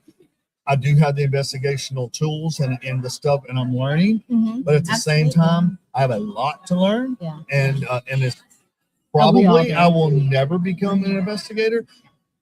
I'm just too busy with my acting and all this stuff. But it is something that fascinates me and something that I do believe in Yeah. and want to learn more about. But at the same time, I respect it enough to back off and let 100%. the professionals do it. You were a paramedic, right? I was. For So 16 did you see anything? I have. Oh yeah, absolutely. Oh, absolutely. And that's another thing before I even got into the acting and all that stuff. Yes, I mean, I've had runs where there was something I didn't know what it was. We got a call from a Mexican family, and their daughter was up in the middle of the bed and was just scratching herself and was talking in different languages, and they were scared to death. And I mean, and then when I remember it to this day, if y'all got time, it was me, my partner, a cop was right between us, another cop was on this side, the mom and dad was on that side, and the girl was on the bed. And to me, as a medic, she had scratches on her arm, but they wasn't like bleeding. They were just, just red scratches. So she hadn't done anything for us to say we need to take her to the hospital at that point in time. But it was like, but that girl started saying some stuff, and then she goes, "It's right there." Pointing right over my shoulder. And I'm going, okay, I don't see nothing, and I'm out of here. Yeah, yeah. So I'm Smart. going, yeah, Smart. absolutely.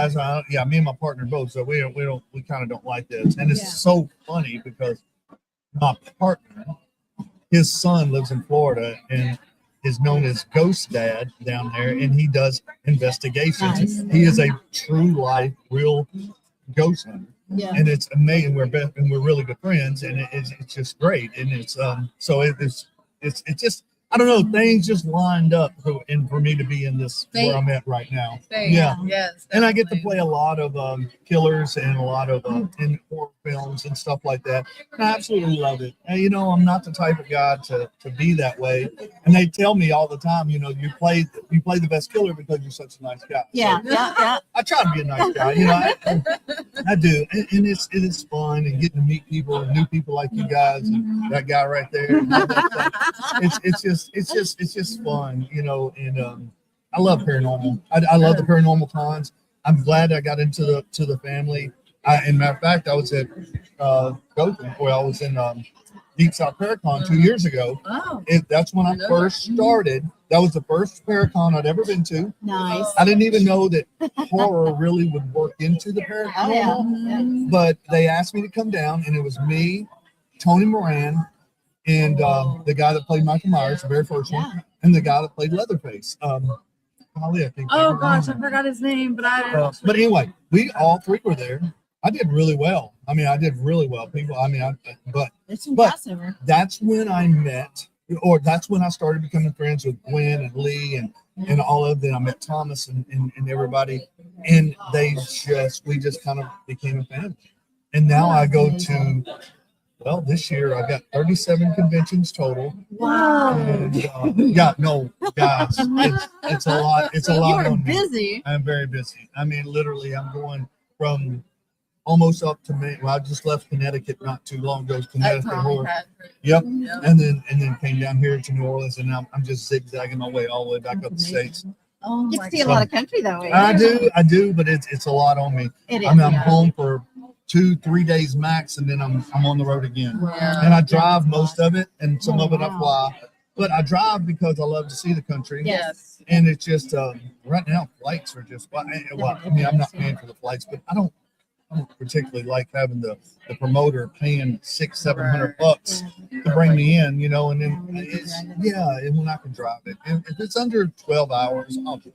Yeah. I don't mind driving. Yeah. That was kind of like Santi whenever he invited me to Paragold. He was like, "I'll pay for your plane ticket." I said, "No, you won't. You'll pay for my gas." I'm not going to fly 600 hours. Exactly. He's a cool dude. So I love Santiago. It's cool. He is a loud man. He lets everybody know is. that he's there. But I love that about him because he's just so open, and he's just so energetic and all that stuff with all the people that he meets and stuff. And me and Santi, we've been friends for a long time. And he lives right there where I do. Oh wow! So I live in Dallas and he lives in Springfield, so we're within 30 minutes of each other. Wow, oh my god! So he's a great. He's my paranormal brother from another mother. Yeah, he's a good guy. But I appreciate My military you guys brother having me from on. another mother. Yeah. too. Yeah, true. Yeah. I appreciate you having me on. Oh, This no is problem. cool. No Yeah. problem. Tell everybody where they can find you at. Can they Oh find my God, yeah, everywhere. I'm on TikTok, I'm on Instagram, Facebook, all the social medias. IMDb is a good place to go and put in my name, and you can see everything that I've got coming up and what I've done and all that stuff. The IMDb page is really good. But my Instagram page, I'd love for people to follow me on there. I'm trying to build my followers up there. I had it really going good, and Instagram just cut it out. They're connected to Flickr Faces, so they're Yeah. So anyway, it's me, but you can connect with me on any of the social medias. That's absolutely. Yeah. Amazing. Thank you so much for coming over. We appreciate it, man. Chit-chatting. And Absolutely. I have friends that usually go to the Deep South Paranormal Convention. So when you see Keith H, tell them I said hello. Oh, Keith. Keith is Yeah, a well, here fantastic in guy. just a few minutes, I've got to go and get in my full costume. Uh-oh. I've had one person sign up that they want a photo op with me, so one person's all it takes for me. You know, I mean, Do you mind yeah. if we take a picture with you? No, real quick let's before you do leave? it. Let's do Okay, it. terrific. We're gonna do it right here live. Come on in here. There we go. Right. Yep, you'll have to send that to me. Yes, I Awesome, will. guys. Oh, Yeah, Thank we you so appreciate it. much. Thank you so much. Thank you so Wonderful, much. wonderful. definitely. Thank you you. see the shirt right there. Man, you just have a Keith shirt. That's awesome. Keith is awesome. That's awesome. All right, guys. Yeah, take care. It's been great meeting you. All right. Very cool. Do you want Alright. to tell everybody who that was again? That was James Stokes. Yes, He is the fan chosen Jason Voorhees. for sure. He's a very cool dude. Very cool dude. Very nice guy. All right, who's next? 2:00 we have. Who do we have? Is it Father Sebastian? No. Father Sebastian's at 2. Okay, it's 1:22. Oh, okay. So we don't need to get anybody else right So now. unless we do somebody really short. Really I just called in a dude. What's his name? I forgot his name already. Jeff. He came and sat down and told me a story. You weren't here though. He lives in the skeleton key house. Oh, no way. Yes. And he's also in with the vampire community. So he's got the fangs and stuff. So he sat down and talked to me for like 10 minutes. What does he look like? He's right there, actually. Well, he was right there. Is he still over there? Man, he did your back. He did. Around Yeah, the he's a corner. vampire. Okay, y'all need to tell me what y'all Yeah, do. the Hot guy in Yeah. one place who's keeping to yours. We actually do have a podcast. We are I'm so sorry. Yes, he is. Yeah. He's a cutie pie, isn't he? He plays Jason in the slasher movies. Oh, that's right. Oh my God, I didn't even think about that. We'll catch up with him again and introduce you. We'll catch up with him again, I'm sure. We'll get Today? Yeah. We'll catch up with him and see if we can introduce you. Yeah. Go over there and tell him you're friends with Pam and Shaw. They said to come tell you. Man, I So- True crime. I actually have a Oh, it's wonderful. another Yes. and we Yes, we love Patty. She's a wonderful person. Patty's a wonderful person. Very nice. Yeah, for sure. Definitely the queen. Oh, yeah, absolutely. She's a Libra. And Nice. in my life. Very cool. Aries. Somebody with an Aries rising. Who's your boyfriend? and He is a Taurus. Yeah, not bad. Not bad. He can handle my crazy. That's all that matters. You know, and he's stubborn as all get out, so works well. He doesn't put up with it. I discovered my boyfriend was, he's like my mom, he's a very famous international, very famous, showed her all the galleries of international. And I met him at a gallery opening in Chicago. And I love it. I love painting beautiful women in cafes in Paris. Oh, yeah. So I saw him. He's mine. Yeah. Came down with the entourage, all the women, and he walked down. He didn't speak so much English now. And he says, "Hello," and I said, "Hello." And he said, he says, "What is your name?" I said, "My name is." And I said, "You are who?" I love it. It was an exhibition. That is hilarious. Entourage, all the women just wanting to be with him. He sit at his feet, and I went, and I said, "You are."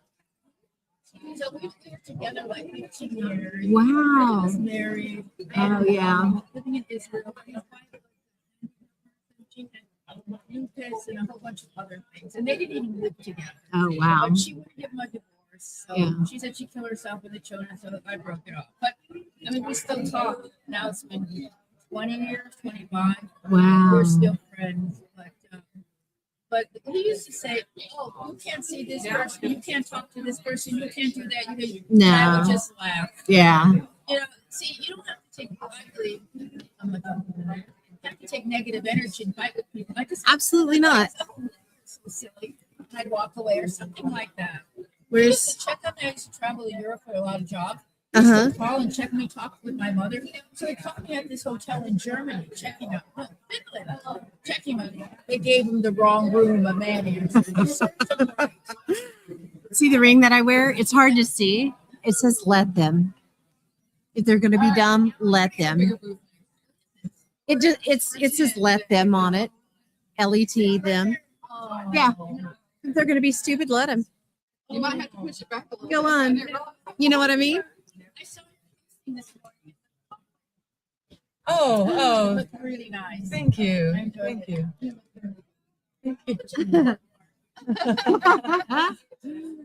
All right, everybody. We're so glad to have you over lovely here. guest. You want to tell everybody who you are and what you do? Yes. Okay.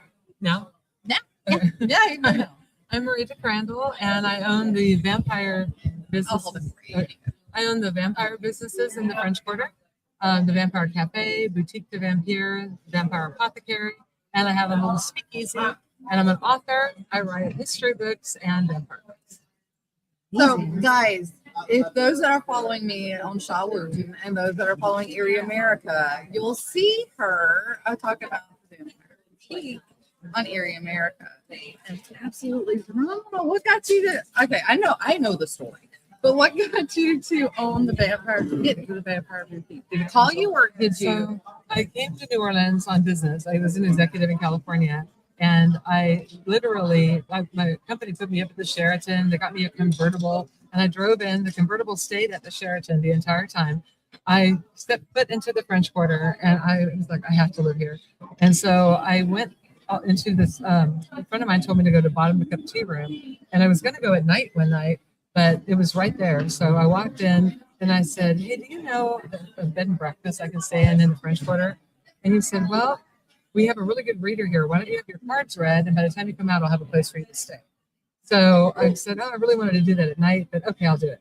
So I went and had my cards read.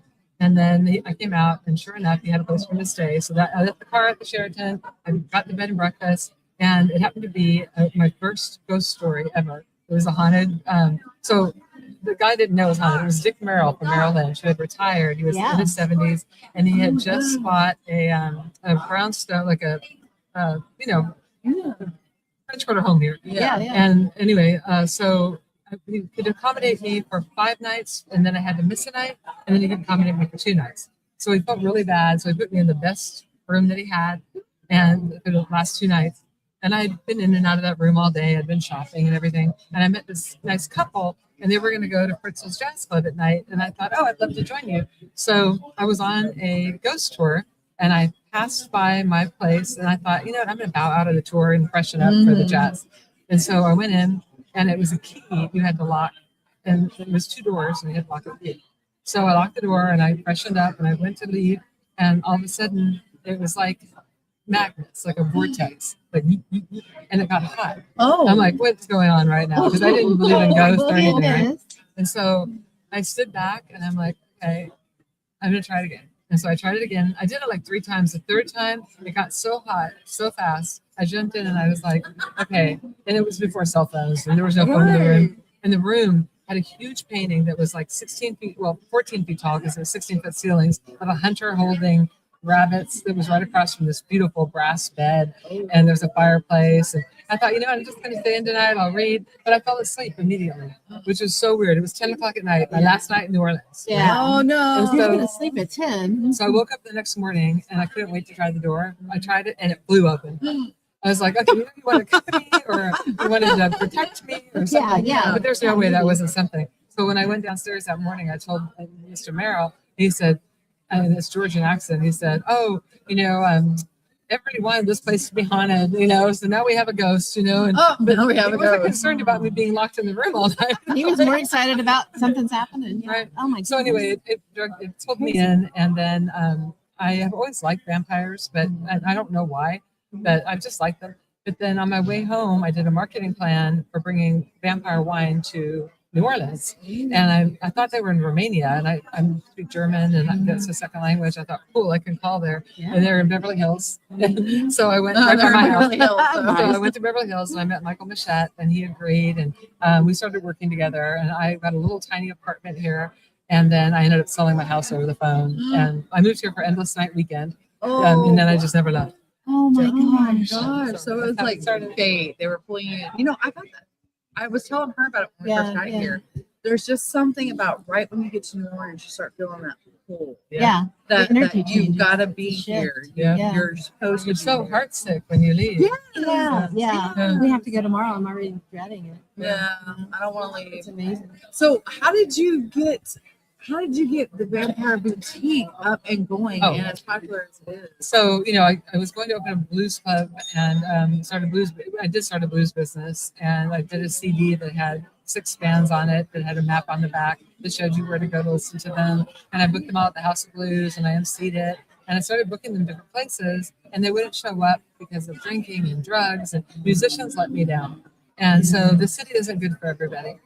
Anyway, I thought, what can I do? So, I thought there's vampire tours, there's nothing to do afterwards. Yeah. And so I thought, you know what, I'll open up a little vampire boutique. And so that's where it started. And it was just my husband and I, well, my boyfriend at the time. I met him the week I moved here. And we've been together for 26 years. Holy cow! How So, cool is yeah, that? it was just She me. was definitely meant Yeah, to be fate. here. Absolutely. So it's just he and I, and then we had like 6 products. And if you read the last chapter of my first book, New Orleans Vampires, History and Legend, there's the most amazing thing that happened to me in that shop. You gotta get the book. I don't believe in vampires, but if vampires exist, I met that one, but that was in the back of my book. Oh my god. amazing. Yeah. And then the shop just kept expanding. We started with the candles that we make there. I almost burned down the French Quarter. Oh no. For real. I almost no. did. Yeah. Anyway, no. and then but we're perfected it now. And so we still make our fortune candles, and then we just kept adding. Artists found me, and so it's, So it just keeps going and I have to say, I'm a huge fan Rice. and And- he's awesome. Yes. Yes, I've got to get by before we leave town to see where she lived. So the amazing thing happened to me. It's like I'm a vampire magnet. I opened up the shop and I built a website, and everybody said, no, you need a MySpace. And so I said, what? I have a website. So I built a MySpace, and I was all excited to show my friends. They go, oh, no, you took too long. You need Facebook. I was like, what? Why? Right? Oh, So I built a Facebook page, and second in line to be my friend was Anne. And we were, acquaintances ever since. I could ask her questions. She emailed me back immediately, and really smart, wonderful woman. Yeah. But it was just cool that she found me. Dacre Stoker found me. Like I hadn't had to do love anything. Dacre Stoker. Yes, we were just talking about him. That's Yeah. pretty cool. Yeah, he's Yeah. really, really great guy. He accepted my Yeah. friend request the other day. I was very happy. That's awesome. He has his own wine now that I'm working with also. Really? Stoker Wines, and they tell a story. They tell the story of Dracula if you read the bottles, and they actually have a vineyard in Romania now that overlooks they have a spot where they do tastings that overlooks Bram Castle. But the vineyard is beautiful, and they're really building on that. The wine is delicious. So I know researching you and researching the Erie America stuff whenever I was editing the video and everything for it, you have a background too of what you may think brought you here. Do you want to interesting. go in a little bit on that and tell people why, or do you want them to just read your book? No. So, it's so complicated. It's hard to explain it well, Yeah. But my father moved here from Germany with my mother. We all moved here from Germany, and then we moved back a couple times. Anyway, so my cousin followed us and became vice president of Crocker Bank. And one night she said, I can't wait to come to dinner. I'm so excited to tell you guys something. And so she was at the bank, and a gentleman was getting a loan, and he had to get her approval. But when he saw her name tag, he started bowing, and she couldn't get him off the ground. It says, you are Queen of the Gypsies, right? And so she finally, they did the transaction. On his way out, he said, bowing again. And so then we were all laughing about it. Well, we never thought about it again until Elizabeth Kostova wrote the most beautiful vampire book. It's like reading a painting. It's called The Historian. And my father sent it to me, but I was working on it with my own, and I didn't want to, I have a hard time reading books, especially when I'm writing, but I write so much. So I read different kinds of books now, but anyway, so I didn't want to read it. But then I finished the book I was working on, and I picked it up. My father had passed away, unfortunately, which was really unfortunate because he would have done a lot of research with me, right? But anyway, so we found out from her book that Tempest was a voivode, And there was a voivode of Bolshaya, though. And we were voivodes sailing back to Transylvania. And so my maiden name is Voivode. And it's, yeah. And then I happen to have Whoa. natural fangs, but that's not what made me go to New Orleans. It just brings more vampire to me. It's a crazy coincidence for the only girl in the world at the time to open up a vampire shop. Yeah. And I'm finding all this out afterwards. You know? Afterwards, Yeah. not before she does. It's like That fate is really incredible. set her. Yeah, yeah. I'm like, wait a minute, can this even be true? You Yeah. know? Yeah. Oh my God, that's Yeah. so cool. It is amazing. Do you have any other question for her? I'm just no. Oh, you're just not. I plug my new book. You can plug all of it. It's all about you, Yeah. girl. So Absolutely. I have written already Mosquitoes, Southern Vampires, and the sequel, and that's based on the Casket Girl legend and ghosts and vampires in the city, and witches and all kinds of fun stuff. Even Rougarou. It was a penny dreadful to start with, where I wrote after a week, and Yeah. people came up to the attic, and I read it. And now it's a novel, and at the end of every chapter, you can have a recipe from one of my restaurants. Anyway, my new book comes out around December. I don't have a release date yet, but I think Christmas. Anyway, it's called The Carter Brothers, and it's about the Carter brother legend, who were the two serial killers here in the early 1900s who murdered many people and drank their blood, and then they begged to be murdered because they said they were vampires. And then a year and a day later, after they were hung and put in a tomb, they went to retrieve their bodies, and there was nothing there. No clothes, no bones, no nothing. And so You're kidding. there's been sightings of them. So my book, The Carter Brothers, actually it's very accurate historical fiction down to the weather of the day. But also you learn a lot of things that happened in the past. And I've written that there are no answers to. And that it's fictional answers, but it's really fun. And I wrote another history book. I wrote 2 history books in preparation for this novel, the Vampire History book and Josie Arlington's Storyville. So this book has been 11 years in the making, and it's finally coming out. And there's one more really, really great thing. Can I talk a little more? Okay. Yes, Girl, please, So- please. You got the mic. So there's a secret in the book. It's called a 4-edge painting, and it's really a vanishing art in many ways. There's only one 4-edge painter in the world, professional, and the painting literally vanishes. It's a book that has golden edges, Yes. and you can fan it out and do a watercolor on it. And when you close it, then you see you can't see the painting; it vanishes, right? Oh. So it has a big part in my story, and I wanted to have one book like that, like to give away for pre-orders. Yeah. And I couldn't find this guy. I looked, but like everything magical. So many magical things happened in my life. And so I sat in my office after I tried for a month to find him, and I said, Marita, think, how can you find this guy? And I remember, I have a good friend in England, so I call her and I tell her the story. And she goes, what, Martin Frost? He used to live across the street from us. His father worked with my father. She goes, he'll be calling you. He called me that day, and he's doing the painting for me. And he's actually doing a leather-bound edition. And anybody who gets a free edition will get a bookmark that's one of the holograms that has just the Carter Brothers, and it turns into the 4-edge painting. And then they will be in a drawing to win the actual $2,500 book that is the leather-bound actual journal. I didn't know anyone even did that. Yeah. Oh, that is The only one. incredible. She's a librarian, so know. she is loving I'm all this. about that. When I found out about him, my writing assistant saw it, and I thought, wow, this is really, I've got to do this, you know. Yeah. So- Oh my gosh, what a lost So art. watch for that. MaritaWoodCrandall.com. Absolutely. So you said you had restaurants too. I have the Vampire Cafe, the Vampire Apothecary, and I have a little speakeasy. If you go to any of my other places when you're in town, we'll give you a private invite. That is Nice. incredible. Oh my my gosh. gosh. Say again where they can find you. Yes. NolaVampires.com has everything. Nice. Oh my God, thank you so much for coming. Oh, This this has is been amazing. Yeah, in I person. appreciate you so much. It's so funny because I feel like I know her from For sure. doing all Yeah. the Can doing we all, get a picture? Sure. yeah. Yeah, we're trying to get all the pictures in we can today. Yes. For sure. And Bourbon is there. This is actually live right now. It's airing. Yeah. Yeah. So Yeah. yes. we're live. So what I'll do is I'll give you the link. I'll send it to you on Facebook.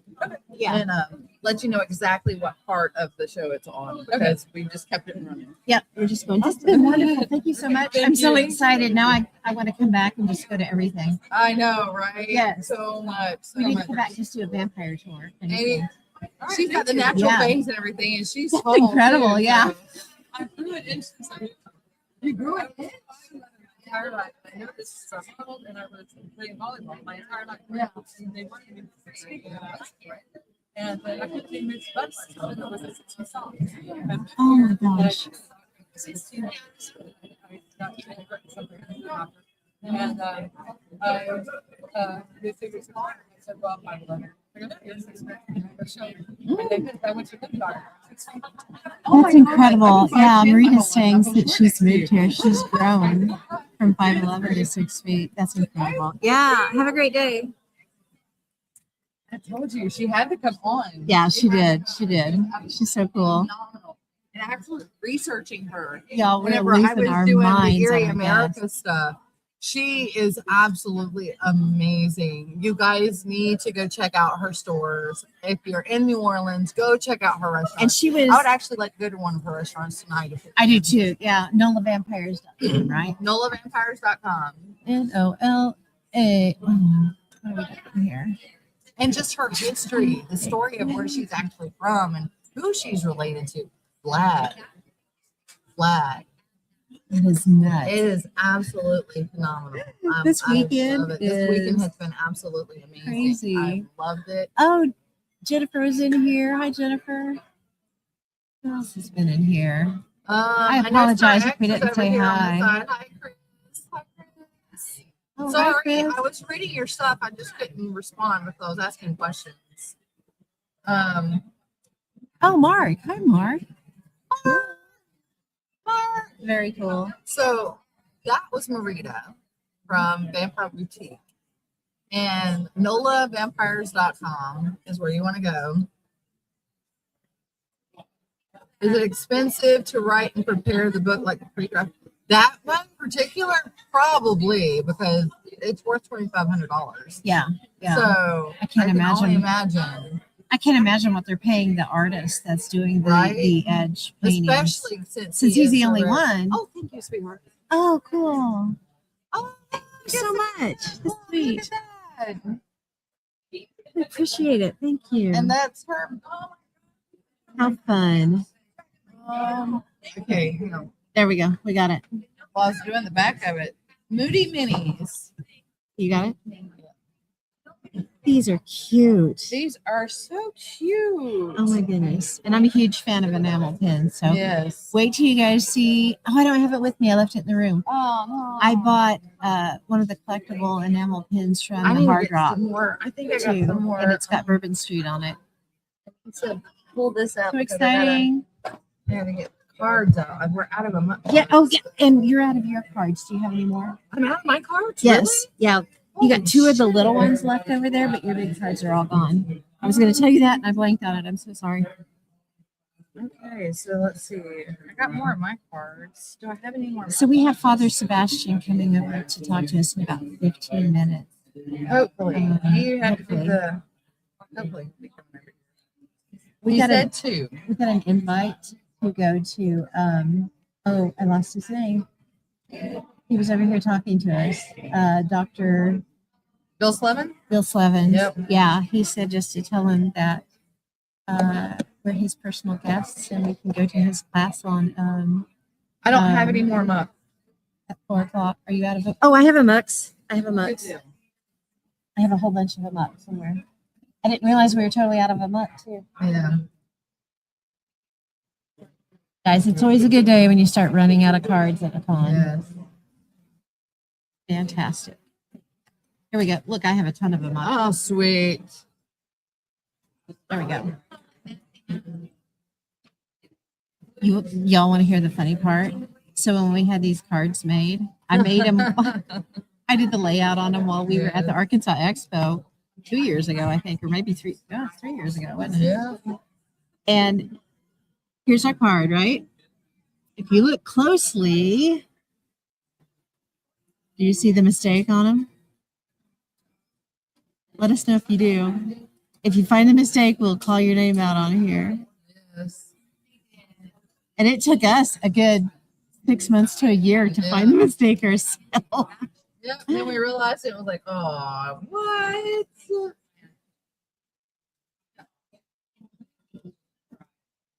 I mean, I love the fact that we've had so many amazing people come on here because I love sharing this stuff with you guys so much. I do too. I'm just, yeah. Especially those that can't make it to places like this, because I know you guys, some of you, especially like Robert White, my good friend from Australia, he's an amputee, a double amputee, so he's not going to be able to get on a plane and just come and travel all over the place by himself. Yep. So to be able to put on stuff like this for him and for those that can't go to places, I absolutely enjoy it. So Shaw needs fangs. I do need fangs. You're not lying. I do need fangs. I want fangs. Yeah, for sure. That would be fun. Because fangs are absolutely phenomenal. I love fangs. Cool. And I think Patty Negri told me that Father Sebastian was one I need to go to get my fangs. So Yeah. I'll ask him about I it would when he agree. gets over Yeah. here. I wish you could have met the guy that came over. I want to say his name's Jeff. Start with the J. Does he have natural fangs or? No, he does not. Oh, okay. No, but they look really cool. So we were talking about the skeleton key house that he lives in, and he was telling me stories about Was it. he the one that was short right here with the black t-shirt? Yes. Okay. Yes, I think I saw him walking around. probably. And I was like, I can't help but notice you have things. Can you tell me the story on those? So he talked a little bit about that too. It's kinda cool. Oh, I'll see if I can find him. I did see him walking around. Yeah. I'm gonna give these. Okay.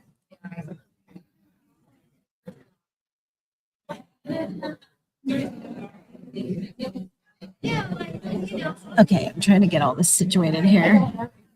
Oh, I gotta show you what our friend Pal gave me. So she gave me a sunstone, and it's shaped like a little elephant.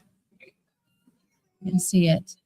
But the cool part is, it's got a little broken leg, and it's the same leg that I'm missing. And she's like, I've had this set and not got rid of it. I don't know why I didn't get rid of it, and now I know it's because it was meant for you. How cool is that? So sweet. Super fun. Y'all, we've made so many great connections here and met some good people and learned all kinds of fun things. This has been one of the best conventions I've been to. I've always said that Arkansas was the best one that I've been to. You know, not even including ours, because ours is phenomenal. So that's in a different league. But this one has been the funnest and the best to network at. We're meeting all kinds of cool people and hearing all kinds of really cool stories. So, and Shaw's running around grabbing more people for us to interview. It's been a great day. It's been a great weekend. We've got to do some really cool stuff. The first night I did have to miss the cemetery tour. My leg was just not going to do it.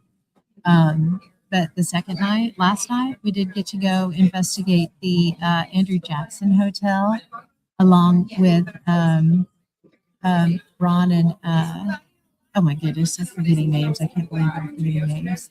Ron and Lourdes, and then they brought John Zappas with them, so it was very cool. So, hey, we got another guest coming in. Oh, okay. Yeah, Father Sebastian has a panel at 2, so we won't have him immediately, but we got our good buddy from last night. How's it going? The other end. It is the other Ed. Sorry, we have to get a little close, so I do apologize because No, we're that's gonna fine. get a bigger Bigger booth. booth next year. We're gonna get a double. Instead of getting a rope, we're getting a booth. Yeah. All right. Tell everybody a little bit about yourself, where you're from, what you do. My What name, type. No, I'm just kidding. I'm a Libra and Libra. And, Nice. No, my name's Ed Levin. I am with Spire Paranormal. Spire stands for the Society for Paranormal Investigation, Research, and Evidence.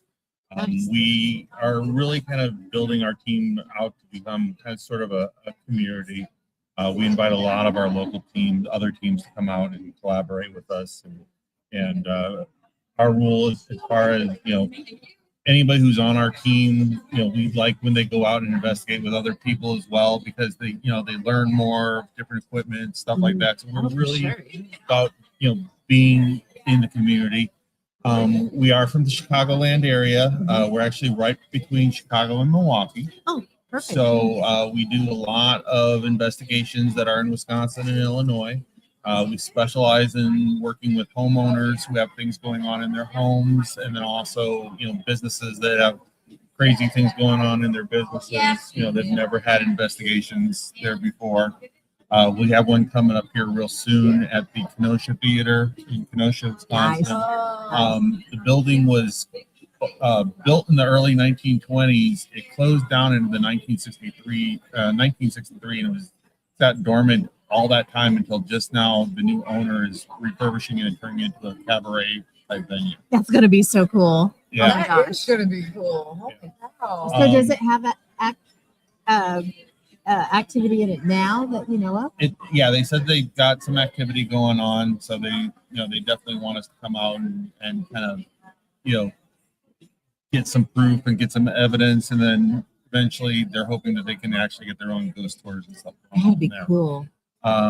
On October 29th and October 31st, we're going to be doing ghost tours at the Genesee Theater in Waukegan, Illinois, which is a really big, beautiful theater. They do a lot of concerts and plays and stuff there, and they do all kinds of different stuff. But they wanted to get a legitimate paranormal team to come in and do their ghost tours this Halloween, so they asked us to do it for them. That's exciting. It's going to be fun. Yeah. September 26th, we're going to be at the Watsika Courthouse doing ghost tours there. Watsika, Illinois is just south of Kankakee. A lot of people know where Kankakee is. But the big property that we're promoting here at this is Broadhead Manor, which is in Broadhead, Wisconsin. Oh, yeah, okay. And that is a haunted school. Nobody ever passed away there. There was never any school shootings or anything like that. But it's just kind of that perfect, conglomeration of things that make a paranormal property, and they've got all kinds of activity. When you go in there, it's a lot of times it's like shooting fish in a barrel. As soon as you start turning your stuff on, things start going off and popping off, and the kids especially, they know how to use our equipment. Yeah. And they start using things right away, and they love when I bring in new equipment for them to try out. And unfortunately, when I bring in my laptop and stuff like that, they like to mess with those and make them so they stop working for like 5 or 10 minutes. But yeah, our team has actually only been around for about 3.5 years. Really? Nice. Wow. I started investigating about 12 years ago with another team. And then I decided I kind of wanted to branch out on my own.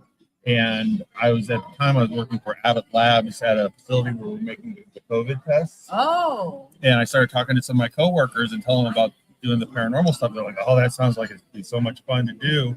Plus, I'm also a scout leader, so I started bringing some of my scouts out on some of these Very paranormal cool. hunts. Very cool. And so when I decided that I wanted to form this team, I actually started pulling people from where I work and some of the people that I knew from scouts that have never done this before. Right. And so we started building the team completely fresh with people with no experience whatsoever. Wow. Oh. The only 2 people on the team that had any experience was myself and my medium, Chrissy Cloak, Oh my goodness. which So, I've known her since 2007. That's amazing. So is there you any got way like to a team of babies. Basically, yeah. And then it turned out that one of the guys that I pulled from Abbott Labs, his name is Michael Alsip. He's actually got abilities. Oh, so he's woo woo. Yeah, he's woo woo, and Nice. I'm woo woo, and he's been really kind of coming into his own with that. He sent me a text yesterday when I was over at the Andrew Jackson, going, "I'm feeling like there's something like this around you." Him and I have really kind of connected and bonded with each other. So if I'm somewhere, he'll be like, "I feel like you got this around you right now." And it's usually Brian. Oh my God. That's incredible. And then now that we've been established for about 3 years, we've brought in a couple more people that actually have, been around it for a little while, and they've all got abilities. So we've got Darren Moore, who's got a lot got of woo ability. people. Yeah, we got Jesse Hawthorne, who's got a lot of woo woo. We've got Sierra Petite, who's got a lot of woo woo. Very cool. So Adrian, I'm spreading your word around. Who yeah, started the woo woo? yeah, I like woo woo. That's a Woo good, is that's great. a fun word. But yeah, so our team right now, I think we're sitting at like 16 people. Wow. That's a big 16? team. That is a big Yeah. team. Yeah. Well, and the reason is because not everybody can come out Right. Yeah. for everything. I mean, we did an investigation a couple months ago, and it was just me and Jessica, Oh, wow. and because nobody else was available. Plus, actually, it worked out because it was a 1-bedroom apartment. Oh my God. in Can you imagine Chicago. 16 people in a 1-bedroom apartment? Right. There's no way. Yeah. And the fun thing about this apartment was it was crazy active. The guy who he was a friend of Jesse's, or he's a friend of Jesse's, and he's like, I swear to God, he's like, I keep seeing things out of my corner of my eye. He's like, I'll leave, I'll come home, and I found a stuffed animal in the fridge and my wash sponge from the dishes in my bed. He's like, either I'm really drunk and don't remember these things, or there's something going on in my house Yeah. Right. or in my For apartment. sure. Yeah. And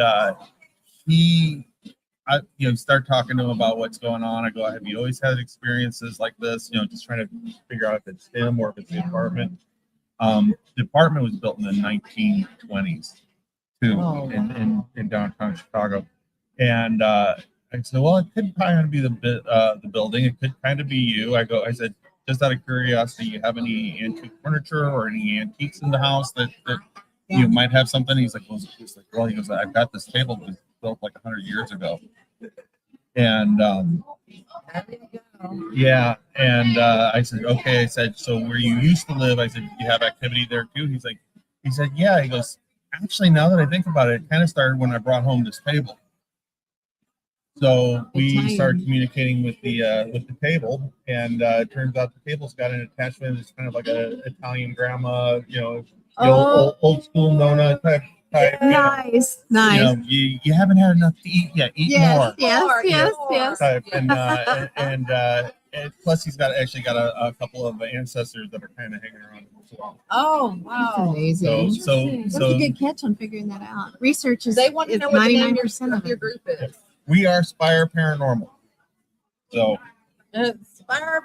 Spire Paranormal. Nice. See, look at the ghosty. That's cute. Yeah, that is cute. We get a question over here too. My daughter actually designed our logo.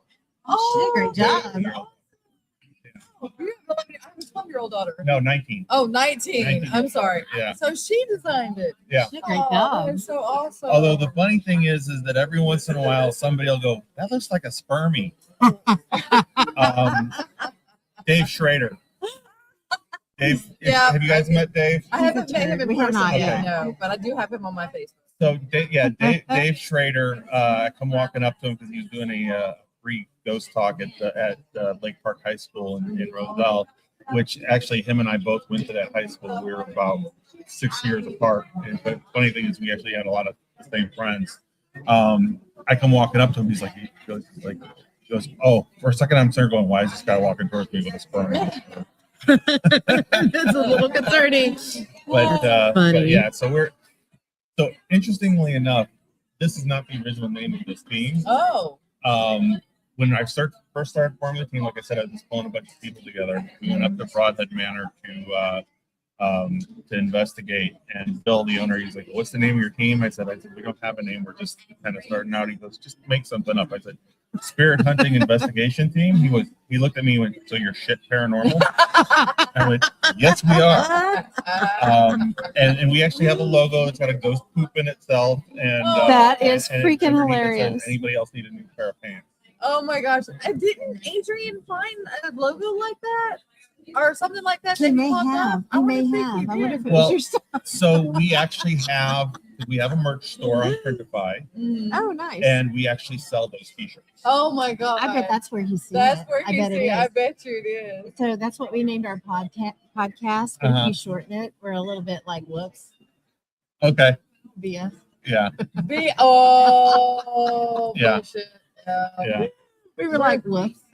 So basically our main team, our core team that we started off with was about 5 of us. We call them the shit show. The shit. Or the shit Fantastic. team. So we're the shit. That's pretty much what we are on A.M.O.K, but A.M.O.K we're like the So Yeah. we do have a comment over here. It's Chris, and he said, I really got to start investigating. I just don't know where you would start. Do you have any advice? The best thing to do is kind of start searching like Facebook or Instagram for local paranormal groups. We're in the Chicago area. There's the Chicago Paranormal Group. There in Wisconsin, there's a friend of mine runs a group called Paranormal Party, and they start posting a lot of public investigations. Because a lot of these well-known paranormal locations, they'll have public investigations where people who've never investigated before can come out and investigate with teams that are real teams or whatnot.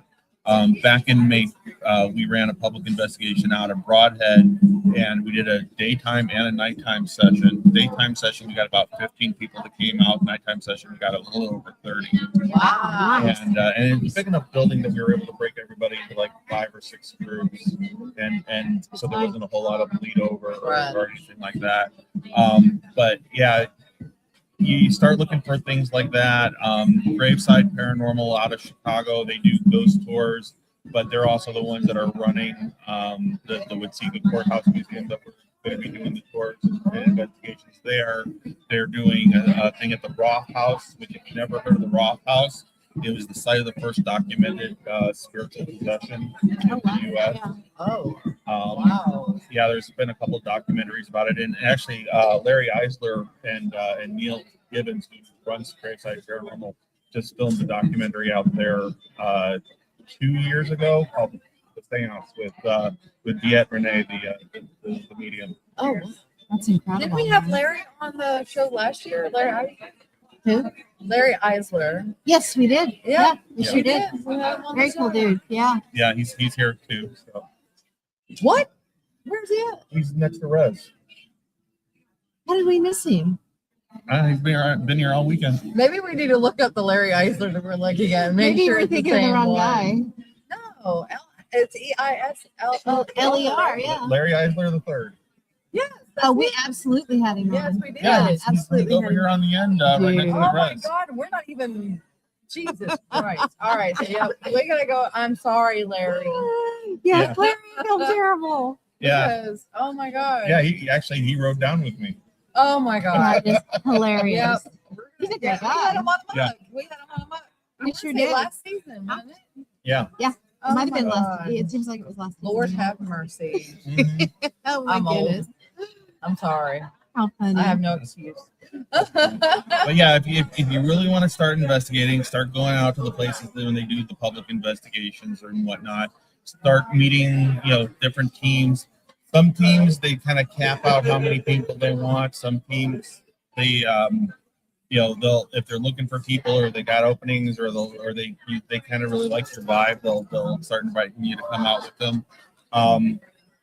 Our team, we actually have a Discord server out there, and anybody can join the Discord server. And if we've got public investigations and stuff going on, we'll post them on the Discord server as well as on our Facebook page. But I will actually go on and do live evidence review on the Discord server. Nice. So people can watch, see what I'm seeing and That's stuff while I'm cool. doing Yeah. the evidence review. And it's also, if we are looking for, if we've got, if we're doing like a large location that we need some extra people, I'll actually post out on the Discord and say, hey, we're doing this really big location. We don't have enough people. Anybody want to come out and investigate? That's pretty cool. That That's is pretty phenomenal. cool. And Where that's can a they great find way. you? Yeah, if there's other teams in your area, that'd be a great way for people like Chris that's interested in Yeah. learning how to Yeah. investigate. That'd So be a great way to do it. Our website is Ghostly Spire. We've got our YouTube is the Spire Team. Basically, if you go to our website, ghostlyspire.com, you can get the links to most of our stuff. Facebook, we've got the links out on our Facebook page as well. And then the Discord, I don't remember what I named the Discord, honestly. But we've got the links for the Discord server out there as well.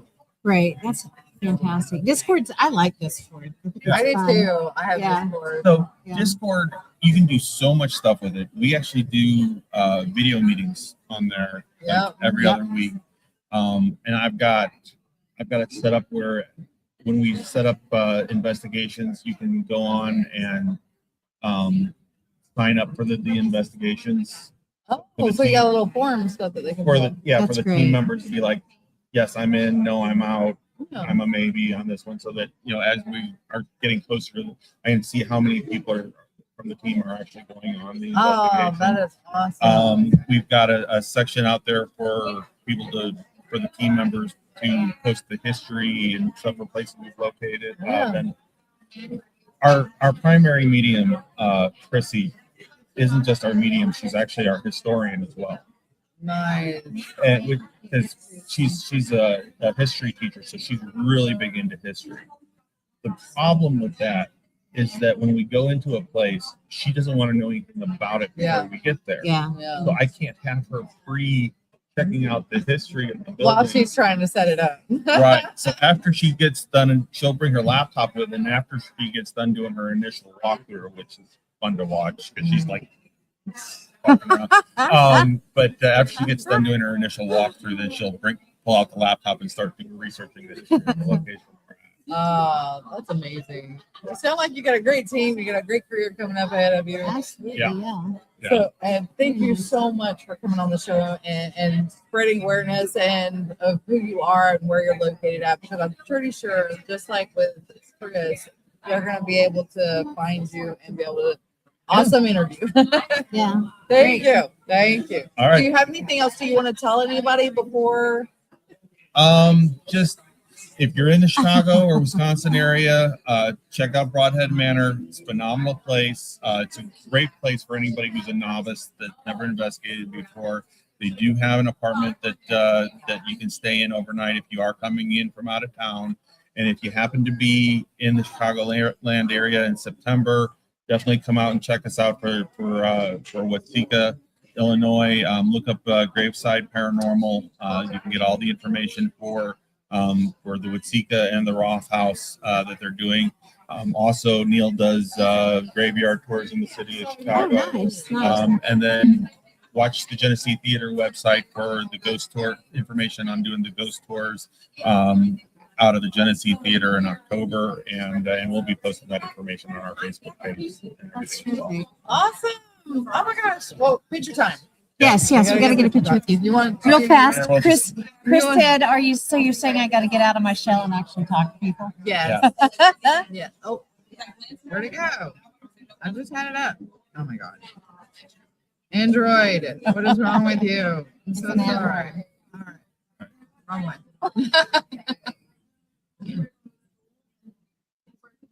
Cool. All right. We Thank you. appreciate you so much. This has been fun. Yeah. Yeah. And I'm gonna Yeah. have to go over there and get Larry. Yes, and be like, oh my gosh, Larry. I am Holy cow. sorry. Holy Yeah, cow. that'll be my big thing. So tell him I'll be coming to nab him in a minute. Okay. Thank you for coming by. Oh, I'm so sorry. What? He said his name is Ash, by the way, from Evil Dead series. I didn't want to be rude and correct you. LOL. So who? Chris, what are you? Wait a doing minute. on YouTube? I'm so sorry. We I thought am you were so the sorry. right person. Because Thank you for correcting me. Yeah, because we need corrected. We didn't know. I am so Oh, yeah, sorry. we'll I bring thought back. you were somebody else. My apologies.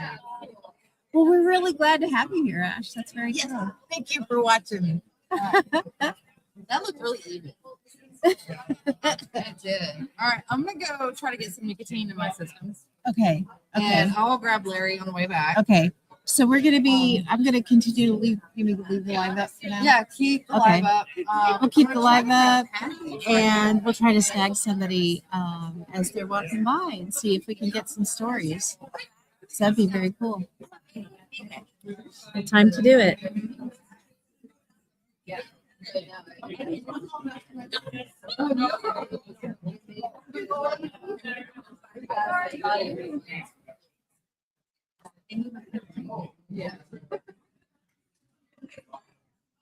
I'm so overwhelmed. There's so many people here today. It's been fabulous. I'm shocked at how many people are here on a Sunday. It's already 2:10 and it's still hopping, which is great for a entire weekend Paracon. I'm really, really impressed.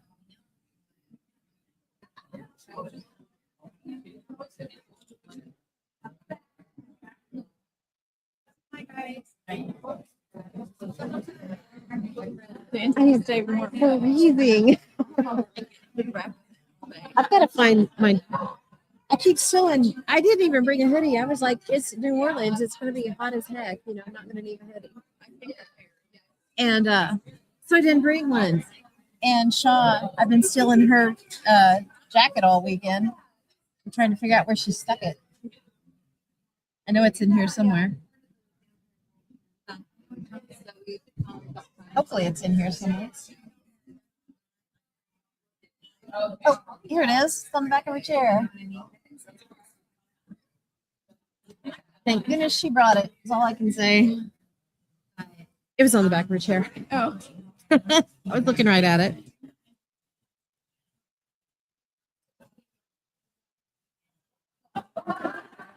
So while we're waiting on the next person to come up, if anybody has any questions, throw them out.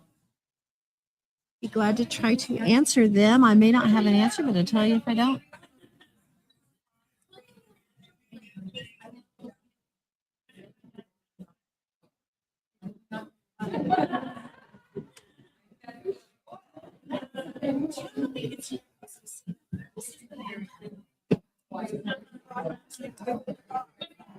Everything charged up here while we're setting. Oh, yeah.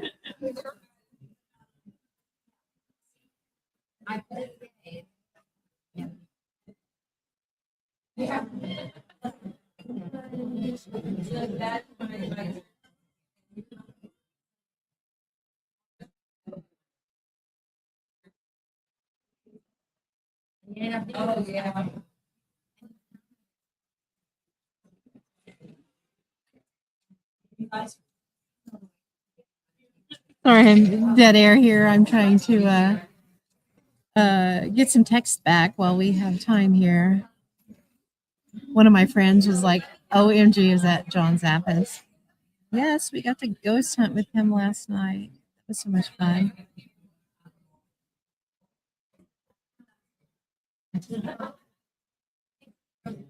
Oh, I forgot to put the got to in there.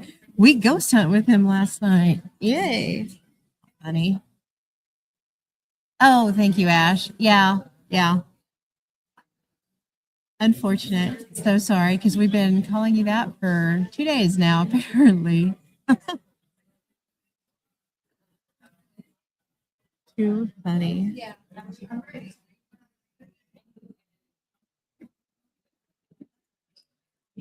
Yeah, it's been an incredible weekend. We are definitely coming back next year. Like I said before, we are going to go ahead and get a double booth because what you see in the camera is 75% of what we've got. So it's a really close little situation when we get a third person in here to talk. And it's fun to try out. This is the first time we've tried this setup with the bigger soundboard and the mics. Hey, how are you? Where am I at? In the middle? In the middle. Yeah. Up, down. It's a little close in here. We apologize. Next year. That's okay. All right, guys. I'm nabbing them up as I walk by them. I just hooked them and said, come on. You. Oh. Okay. All right. All right. You want to tell everybody who you are and what you do? Sure. My name is Larry Eisler. I'm a filmmaker primarily. I do paranormal documentaries and TV shows, horror films, all the above. And A little bit of everything. my company is the Black Lantern Company. It's a brand new rebrand from Small Town Productions. So kind of starting off on a new leg of my journey that now includes 3D printing. So Really? I take the stuff that I like to do and I make it for other people so that they can enjoy it too. Oh, that's amazing. Sweet. And he did bring some of his toys so he could He did. show Are you Uh-huh. serious? Mhm. Yes. So the best part is, and we'll show it on camera too, these glow in the dark. Oh, Fantastic. my gosh, So- that is great. Spirit deck, Oh, yeah. Mhm. You can see it. a spirit deck. Oh. It's really bright in here, so you really can't see the glow very well No. on camera. But It definitely glows. it glows. Oh, close. there it goes. We can see it really well here. You guys can see. I Yeah, can it's see just it. not So- showing up great on camera. Every spirit deck is a deck of cards, but what makes them special is they're used casino cards. Oh, dude. Oh, they are. So these are the Hard Rock and Rockford, and they clip their corners. Yeah. That's how you know they've been used. They don't go back on the floor.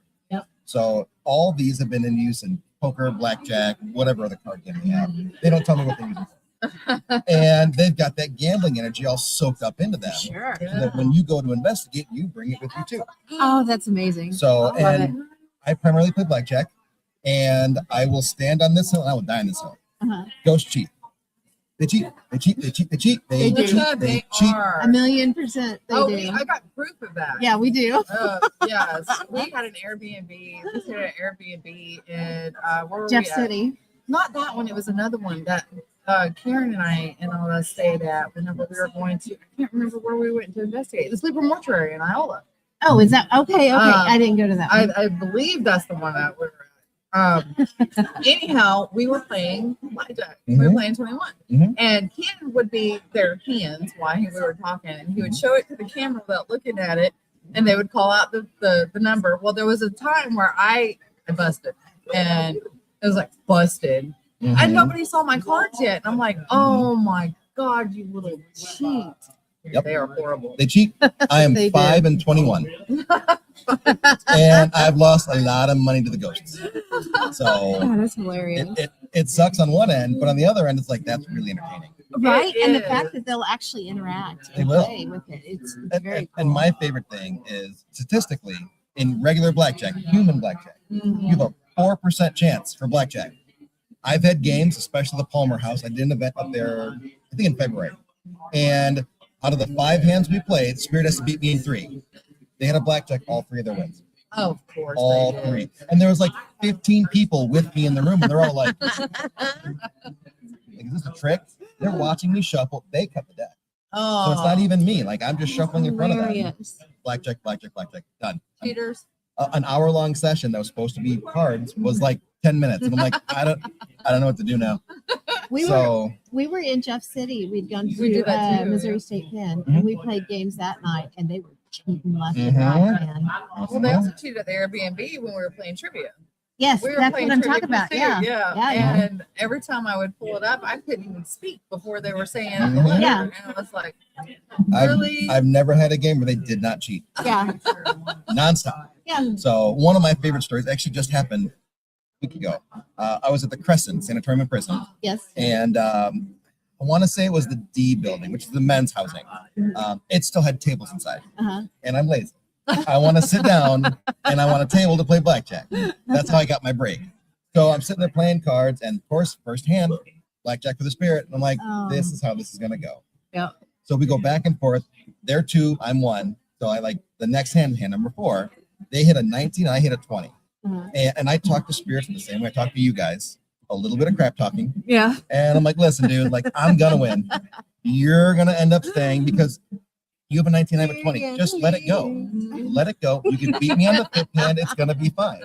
So over the spirit box, it goes push. And I'm like, no, that's not the word. It has to be hit or stay. So it goes hit. So 19, 20. I flip the card over. Card's an ace. They push the hand. Oh, That is funny. Cheating. Absolutely cheating. Cheating. Oh my god. And I've had numerous times where they call the number before I flip it, and I'm like, Yeah. bullshit. Yeah. Bull. It is, because So- they've already seen through the deck. They've already seen it. That's not fair. And that's also why I'm 5 and 21. I'm pretty sure one of these spirits went, okay, we let him win the first one. We know he's gonna We're double gonna down, mess with him. and then we're gonna win twice as much the second hand. Absolutely. Absolutely. Ash said, "Oh, cool! I get cards as gifts from spirits sometimes. So cool. Really? That's neat. Oh, that is neat. So- So what is this one? So that was the spirit deck. This is Love my this. interstellar cat ball holder, which are a little harder to see because it's white and under a light. Oh yeah. But it also glows in the dark. Oh, I don't know if we can- So- It's Can we brighter. put something behind it? Maybe put your hand behind It's it. a UFO, right? It's It's brighter, a UFO. but it does glow in the dark. So the cat ball sits in it like so. Big There you cat ball. go. And what happens is the filament, the plastic absorbs vibration. So if it's sitting here and you bump the table, it's not going to go up like a regular cat ball. And let's say, like me, I'll put them on chairs sometimes. And if it's got one of those like swoops for your butt, in a chair, Yeah. that cat ball's not going to. It's going to roll right down. The UFO stops that. It'll be somewhat stable depending on how slanted the Great. surface is. Yeah. And my favorite thing to do with these is because these glow in the dark, I can put this in a doorway. And if it's glowing, no one's gonna step on it. Yep. Yep. I've lost so many black ones. Oh no. I'm sitting in the dark doing my thing. All of a sudden I hear crunch. Aw. There's another one. Stepped on it. It crushed it. Oh no. So yeah, the glow in the dark UFOs are my newest ones. It's my color I brought out for the Gettysburg Bash. Oh yeah. So, and I brought a bunch of them this weekend. And by the time I get home, it should be Monday or Tuesday. I think Tuesday. My Etsy goes fully live. So right now the store is live, Terrific. but the products aren't on there because I'm Yeah. not home. Yeah, yeah. I haven't been home in like a week. Oh my. So once I do get home, all the products go up. And then even if you can't go to an event that I'm at, you can get it from the Etsy.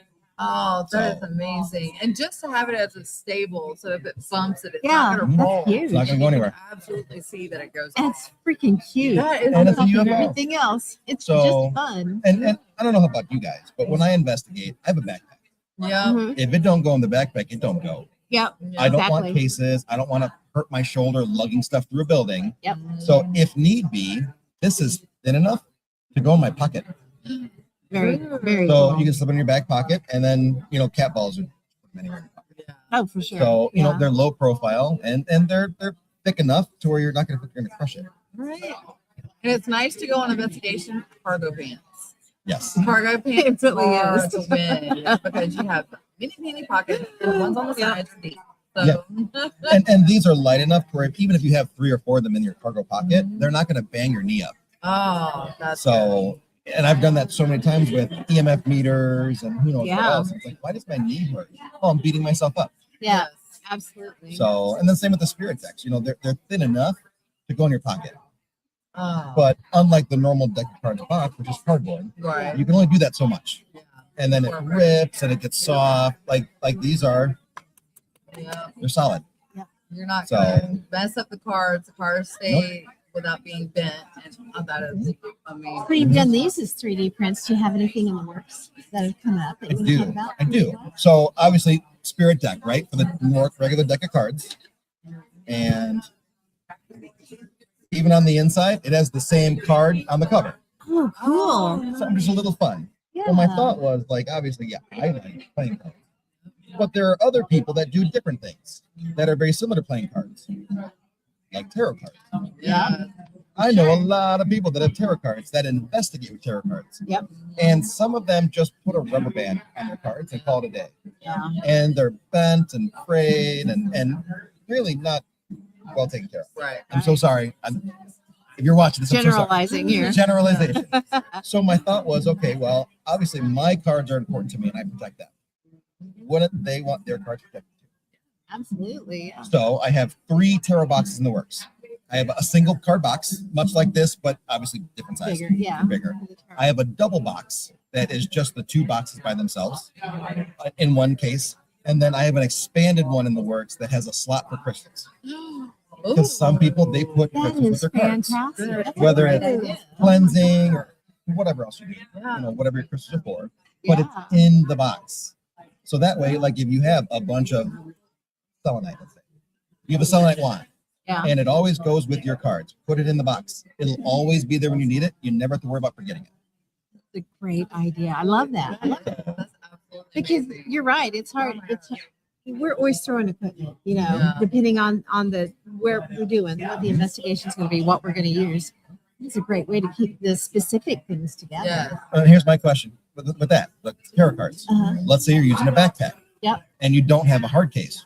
What do you do with them? Oh, You just throw them in there. You just throw them in there, and then what Yeah. happens with them?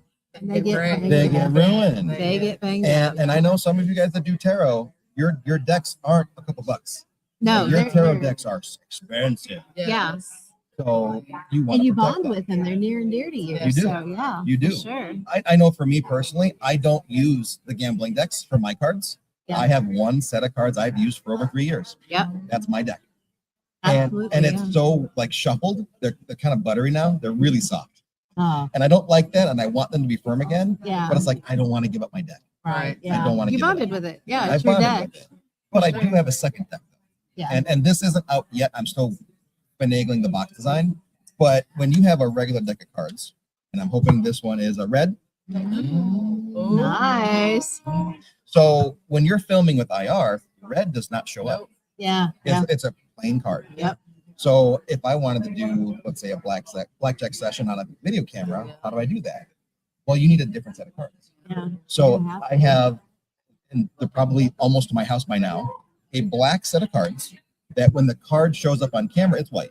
Yeah. But instead of red and black lettering, it's gold and silver. Oh, so it pops. That gold and silver shows up as black. Nice. So now when you're on camera and you flip the card to the camera will actually be able to see it. Very cool. That is very, very Very, awesome. very So cool. I just started working with one of those. Actually, my first time using one was at the Crescent Oh, because they were Nice. filming for their stuff, and I'm like, well, let's give it a try, and it worked great. Oh, that's So- fantastic. So what got you into the, I know this is a common question. So We've generic. had him on the show before. What got you into the paranormal? I forget. Can I swear on your show? Oh, yeah. So and this is always the answer I give, and I'm so sorry. It's gonna say a bad word, but my goal when I got into the paranormal to prove that it was bullshit. Yeah. It's all fake. Yeah. And I failed miserably Yep. because I think I'm 17 years later. I'm still here. And still doing the paranormal. Still going to different states. Yep. 12 hours away. But it was 2009. I just came off my deployment. I was very analytical from probably my deployment. Yeah. And being in the Army for 10 years. And I look at this stuff and I'm just like, this is fake. Yeah. They're pulling fishing wire or it's all editing. And for the first, easily few months, I'm on a web forum, which by the way shows my age because that was before Facebook had groups. Yeah. We had to go to web forums. Yes. And Absolutely. I tore everyone apart. Like, this is how you fake that. You can see the pixelation here. Yeah. Yeah. And a dude got mad at me. I'm tired of you crapping on all of our stuff. You need to come out on an investigation with us. Oh, okay, buddy. Sure. Oh boy. I had so many of my first experiences. And then I went the opposite way. I went from this is all fake to now I have to prove why it's real. Right. Yep. And That's a lot of the military training that we get when we're in there too, to make sure everything is Hey, legit. debunking is important though. it is. It is. Skepticism? Yeah, absolutely. You can't believe just blindly believe everything. You can't, especially with this kind of stuff. So, but as I went, I kind of gave that up too. Yeah. I don't care anymore. Yeah.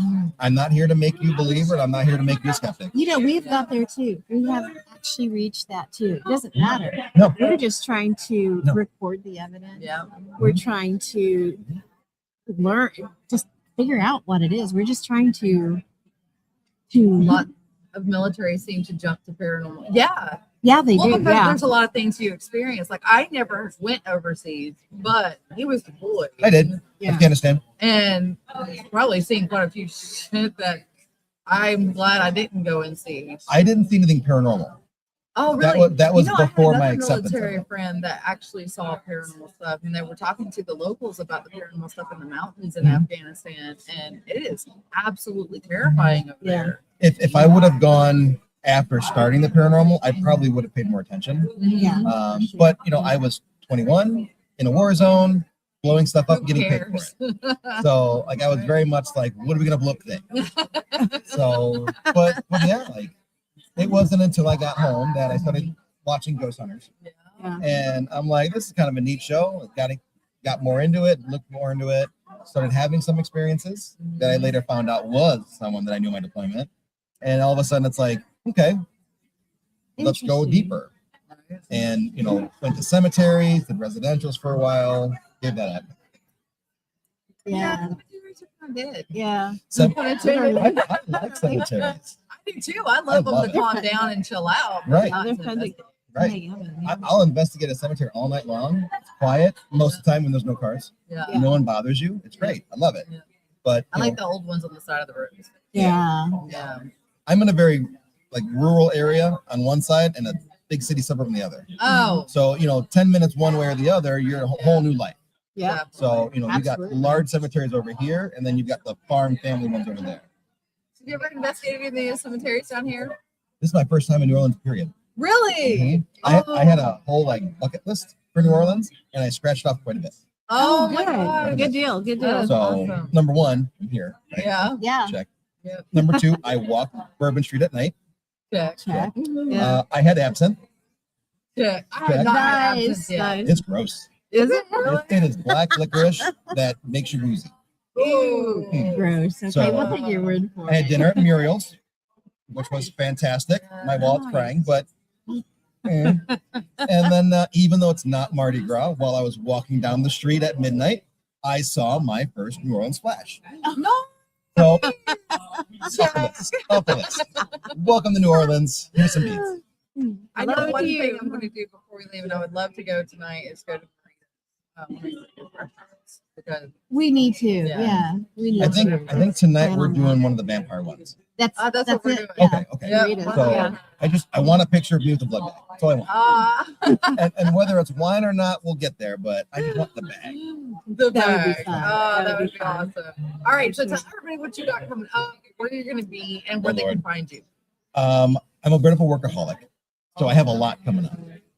In terms of events where you can find me, my next big one is going to be the Paranormal Research Symposium at Gettysburg in August. Oh, nice. I'm doing a talk on AI and the paranormal, Oh, fantastic. and then after that, oh yeah, absolutely. After that is Maine, the Maine Paranormal Horror Con in September, the Underworld Culture Con, and then I got a bunch of stuff in October. And then outside of that, in terms of like what I do, we're still waiting on distribution for the seance. I've sent it off to a few networks, and they have their own timeline when they want to get back to you, Oh, for Yeah, sure. For sure. So that could be a year or 2 years. Yeah. whenever they want. And then Yeah. even when they accept it, it's whenever they want to put it out. Yep. So it's like Exactly. feedback, no, nothing, crickets, Nothing. got it. Yeah. Yeah. And it's hard when you You're want in you're that limbo type of forever. person that You're wants to know, like, okay, where are you at? Where's the stepping stone on this? Right. What stage are we at? I'm a little bit of a control freak. So Yeah. like, Yeah, it's what hard is my to- project doing? Yes, Yeah. exactly. So get with it. that, we got the first one done. We're just waiting. We filmed the second one. Mm. Whereas this time, the first seance was about the 150 people that were in a seance and all their energies and their histories and their healing. Yeah. The second seance was about the story itself with the ghosts of the 150 plus year old story. And we found out that the official version, written by a spiritualist, so you already know it's a little stretched. Yeah. Some events had to be stretched to make it more entertaining. Yeah. That version was not correct. And we had 4 spirits tell us what really happened. Ooh. And it's going to be the next time. It's part 2. Look at that. Very Mhm. cool. Mhm. So Ash has a comment in here. He said the paranormal is a lot like the double split experiment. Until we observe something, it's not real in our personal reality. He's right. Yeah. Well, Yeah. that's why I tell a lot of you guys, you don't have to believe me. You can go and experience it for yourself. A lot of these locations that I go to are open to the public. You just gotta pay your fee and Mhm. go check it out. For sure. Yeah. And that's why I really don't care about proving stuff anymore. Yeah. Like playing blackjack with ghosts.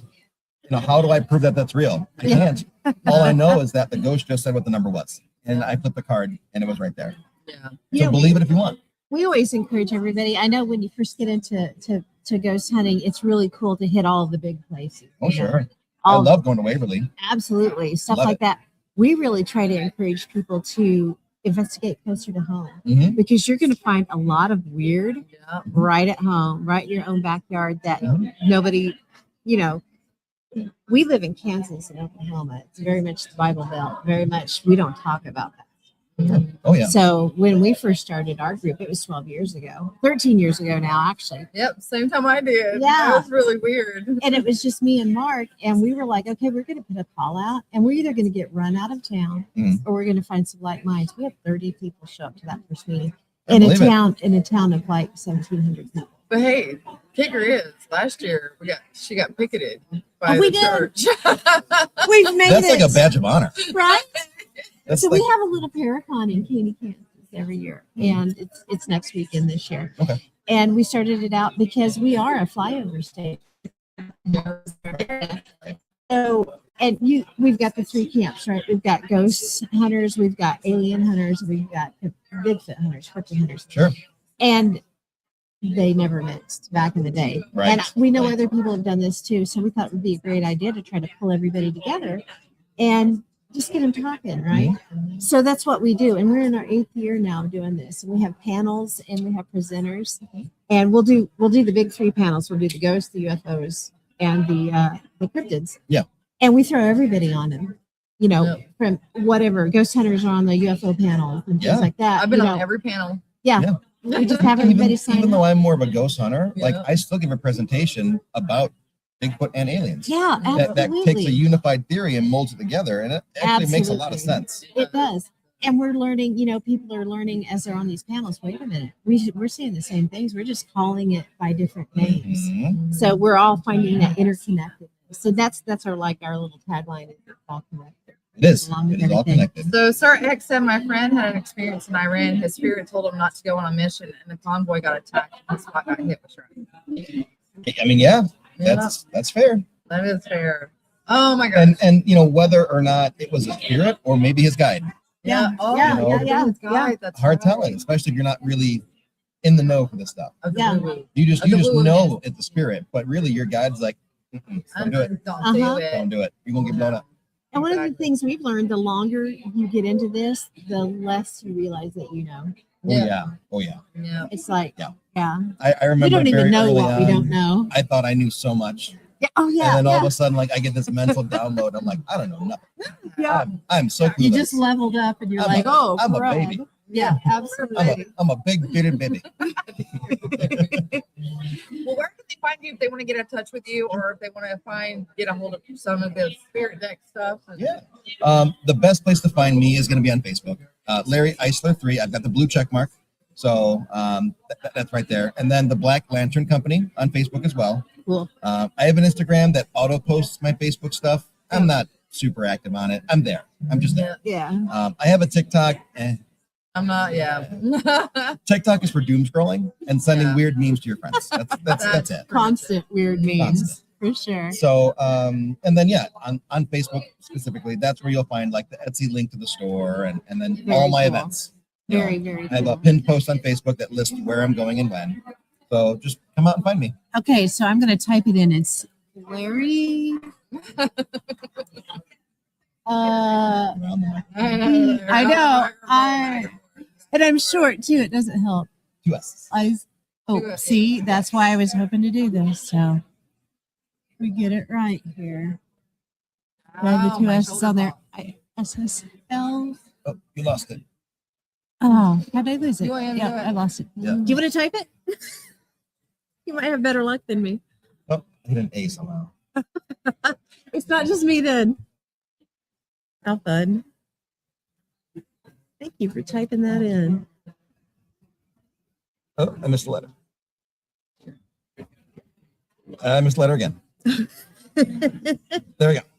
Good deal. I should have brought my keyboard too. I'll have to remember to bring the keyboard. Yeah, next bring time. the keyboard next A little time. bit easier. Yeah, much Take that easier. instead. Absolutely. Well, thank you so much for This has coming been down. great, I am Larry. so I walked by him like how many times? I helped you set up your power for your booth on You Friday. did. I was right next to you, and I'm like, here you go. Here's your power.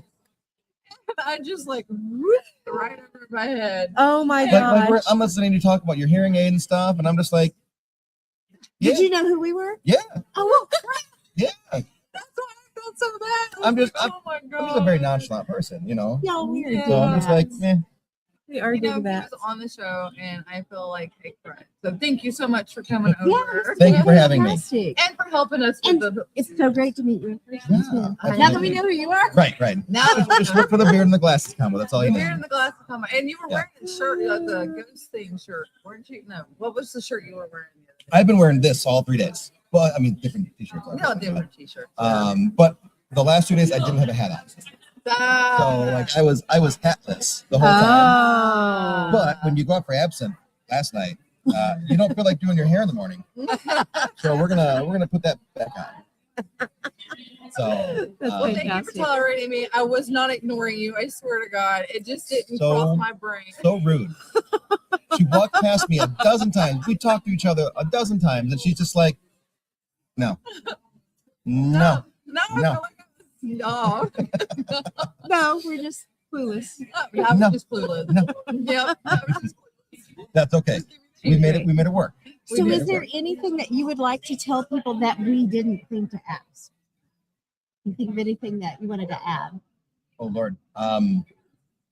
No. We covered quite a bit. Didn't We we? covered quite a bit. Yeah, we Quite a sure bit. did. We I covered, was- you know, the production stuff, 3D printing stuff, Yes. the paranormal stuff, all the jokes. Awesome. Yeah, Awesome. We always want to make sure All the we didn't miss rudeness. anything. No, I think we're good. Yeah.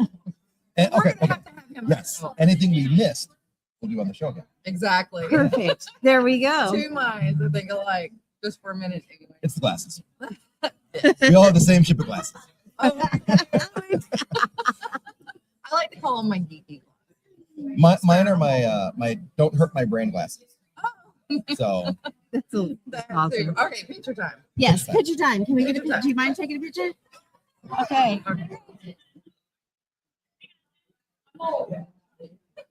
Awesome. perfect. Thank you, Larry. This has been so much fun. I'm glad we were able to do this.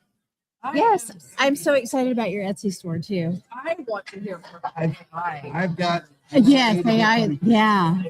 And then once I get more printers, it's going to be bigger items that take multiple printers. Yeah. Oh wow. Limited on limited. Oh, Ash said, "Dang, you have the best hair ever." He That's said, right. "Thank you." Call until I stand next to somebody. She's just a little short. Dude. I'm 5'2". I love taking photos of people. And they're like, let's get up and take a photo. I stand up and they're all like down to here. And I'm like, you guys make me feel huge. Well, like we were talking the other day, and I have a bad habit. I've always been told I lean. I lean too. And I'm on my tiptoes, and there's still like this much, I get the only way to get much me in height the difference. Yeah. Yeah. I'm taller. My mom's 5'10" or 4'10", so I mean, yeah, she's really tiny. Yeah, I tower over her. I think my mom's 5'5", give or take. My sister's 5'7". My Now dad's my son is 6'3". mine's like 6'4". And he's got a size Wow. 15 shoe. Oh, no, I think he's only a 13. Yeah. He got a size 15, but he still steals my boots. And I'm like, dude, I wear a 14. Like, it's got to be uncomfortable. He's like, no, I like your boots. You got him one hand, Dad. Well, I spend a lot of time on my feet, so Yeah. when I go worn Too in, funny. I like the Larry is a cool dude. Good old thing. Mhm. But I wear these for shows. yeah. They're very, simple. We're talking shoes. And then I've got Tims. Timberlands. Those are my investigation boots and stuff. Nice. So, Yeah, very you smart. never know what's gonna happen. No, you do not. And Absolutely and do my not. clothes all over it. Staple them on the fabric. But not too much. Smart, smart, Best smart. thing to do is do the silicone. For sure. You're welcome. Well, I'll let you guys get to your next guest. Yes, we appreciate you. This has been fun. It's been a great show. Yeah. But Yeah. Yes. No clue. It's not up to me. I'm Um, just a hanger by. I'm along for the ride. I'm with Ed, but my manager agent. So then she's got a bunch of clients, and we've all just been hanging out at her manager. I got you. So last week we did Muriel, then we did the and then tumbling. I knew I want to get a hurricane. Yeah, for sure. For sure. Yeah. Like you, witchcraft, Shauna Wooten. It's very, very I mean, I normally drink like a vodka cranberry, so I'm used to that rubbing it the whole taste anyway. Dangerous. That is very dangerous. Shock corrupts me. I don't drink unless I'm around her. Sad but true. But it's just because I'm a boring person most of the time. I'm a librarian. I don't do a lot. Paranormal convention in New Orleans, talking to people, and you talk to dead people. That's true. That's true. Yeah. And I am a little bit woo, and I had quite the experience the other day, and we just got some really good verification on that. Yeah, that was wild. Yeah. I was dressed up. So horrible. He's going to bring this up every time we meet each other. Oh, did you already tell him about it? Sherry tell you about it? What happened? Yeah. Oh, she'll have to tell you about it. It was pretty wild. I'm still on camera over here, so I probably shouldn't. Oh yeah, we should let you do your thing. No, you're good. You're good. I'm digging around to see if I thought I had some walking tamales in here somewhere, so I don't have to leave.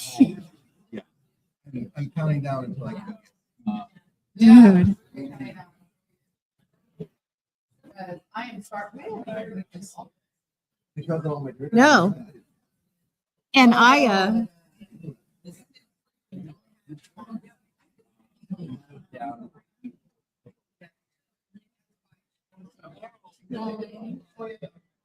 so I'm digging around in here. I'm pretty sure we have not ate yet today, and they fed me coffee. And normally, I am so tired. My sleep's way off. We've only got like 2 hours of sleep a night for the last 3 days. I can't normally drink coffee because it makes me shake really bad, but they fed me coffee this morning because I couldn't string sentences together, and it worked, which is really, really scary and a testament to where brain is today. But somewhere buried down in here, where I was going with that is we haven't ate yet today. I've just had coffee, and I had packed a couple of walking tamales in here just in case this happened, and I'm trying to find them, and I found them. Okay, great. Yay. At least we can eat something.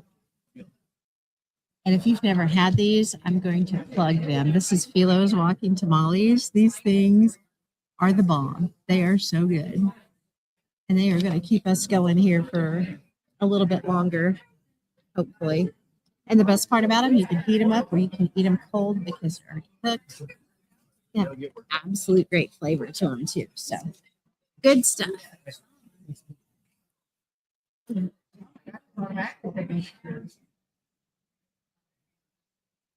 Make sure I get it hard up with it.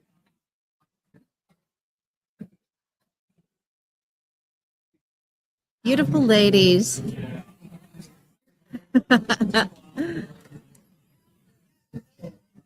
Oh my God, he was so awesome. I felt so horrible, especially when he was like, I forgot I packed sustenance just in case. yeah, but I didn't want to say myself for the thing. Are you? I mean, it's just one tamale though. No? What are you saving up for? Food, like fucking full. Oh, yeah. I just need something to keep me going until we get to it. Yeah, I'm definitely eating mine. Not on camera. I will eat it. I gotta go by and snack somebody else. Yeah, Ash said, oh, yeah, you definitely need grub because I'm like, I haven't eaten that today. And they fed me we've coffee. been on the go since we got up this morning. And they fed me coffee. Yes. And And I've done really coffee. good so far. I'm out of coffee. I'm thinking I might need more too. Some more coffee? I know.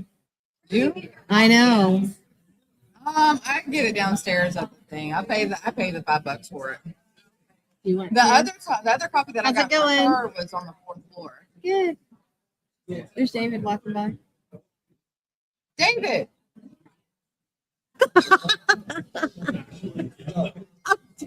Wait, what? Yeah, it's Doug, not David. I suck at names, dude. I'm so bad. Hey, it started with a D. That's all I remember. Around to David. I was just like, huh? Oh, Y'all, I'm so embarrassed. She's like, there's David. So I was like, David. We only investigated with you last night, so. I understand completely. I'm one of those that if you give me 5 pages of Shakespeare dialogue, you give me a name and I'll ask you again in 5 seconds. Oh, that is me. 100% me. Yep, I don't know. at all. Or if you just want to go by the third 3 letters, shot and Pam. Yes. I'm gonna go get some nicotine, and Okay. then I may go get some coffee. I don't know. If I Okay. do, I'll come back to my bag. Okay. Well, if you do get coffee, and you hook me up, I can give you some money. I will see. Well, I have to come back to my bag. I'm gonna go get I'm not a coffee drinker, and I'm so tired. We've been like 2 hours of sleep the last 3 days, so Yeah, I understand that. killing me. Not used to it. I'm an 8-hour night girl, so It's Last night was nuts. It was so fun. We had John over to talk a little bit ago, and he's so excited about what happened. It was fun. Good stuff. So, yeah. Do you want to come over for a second? And we're live right now. If you want to chit chat first, if you don't mind getting on camera. Okay. Absolutely. Yeah. Chat with you. Good deal. Okay. Can you introduce yourself? Tell everybody who you are, what you do. Hi, my friends. I'm Doug Presley. I'm a New Orleans tour guide, certain magician, and actor extraordinaire. Too fun. Too fun. So you went with us last night on the ghost hunt at the Andrew Jackson Hotel. I sure did. And let me tell you, that place is incredibly. It was pretty cool. Yeah, very cool. I believe you guys were in the room with me when whatever that one was trying to use my energy, right? Yes, we were. Okay. Yeah. Yeah, so I just kind of wandered into this room, and there's this big piece, there's this other large piece of equipment in front of the room, like flashing lights and the spirit box and thing and stuff. I don't know about these things. I'm not Yeah. that technical. Right. Yeah. But something started saying big energy, and like they were asking who they were talking about. Yep. Like, I think they're talking about me. So it started saying it was going to use my energy. And so I very firmly said, I do not give you permission to use my energy. Back off. The moment I did that, the spirit box went silent. It did. And it had constant the whole time before that, just voices over voices over voices. As soon as you said that, it was like, Yeah. It's quiet for a couple of seconds, and I felt that pull kind of push me back from me. And the two ladies who kind of standing to the side and behind me said they both felt that at the same time too. Yep. Pretty wild. So yeah, that was kind of a fun experience. Yeah, that piece of equipment that they brought, it's something new. We talked about it a little bit ago. It was Lord S. and Ron that brought it. So interesting, and I think it's kind of the next step, maybe what we'll be seeing being used. But man, it's incredible. It is. It's like real-time conversation. You can hear the different voices. There's at least 3 voices. You can tell it's just like having conversation with 3 different people in the room. You can hear the emotion in the voice. It's not like the deadpan, spirit box stuff or anything. And it's just incredible. Yeah. Yeah. There's multiple voices. And there was this woman who kept trying to speak, and this very loud man who was talking all the time. And he would not shut up. No. They mentioned Hennessy, and I can't remember which one of us it was that asked if it was David Hennessy they were talking about as opposed to drink. Yes. So David Hennessy, for those who don't know, prior to 1890, was a rather corrupt police chief here in New Orleans who had the most fantastic of mustaches. Yeah, that's right. Yeah. And he was whacked by the mob. So as his buddy was going over to check on him, he said, "They got me good, brother." He said, "Who got you?" David Hennessy's last word in this world was the D slur for Italians. The entire city freaks out. So the parish prison used to stand behind Convent Square. Anyone with a Sicilian sounding last name was tried for possible connections to the Black Hand. And to give you an idea of just how many people that was, this is a time when roughly half of the French Quarter was referred to as Little Palermo. All right. We had every bit as many Sicilian immigrants here as they had in New York. But so they found enough evidence to try 19 people.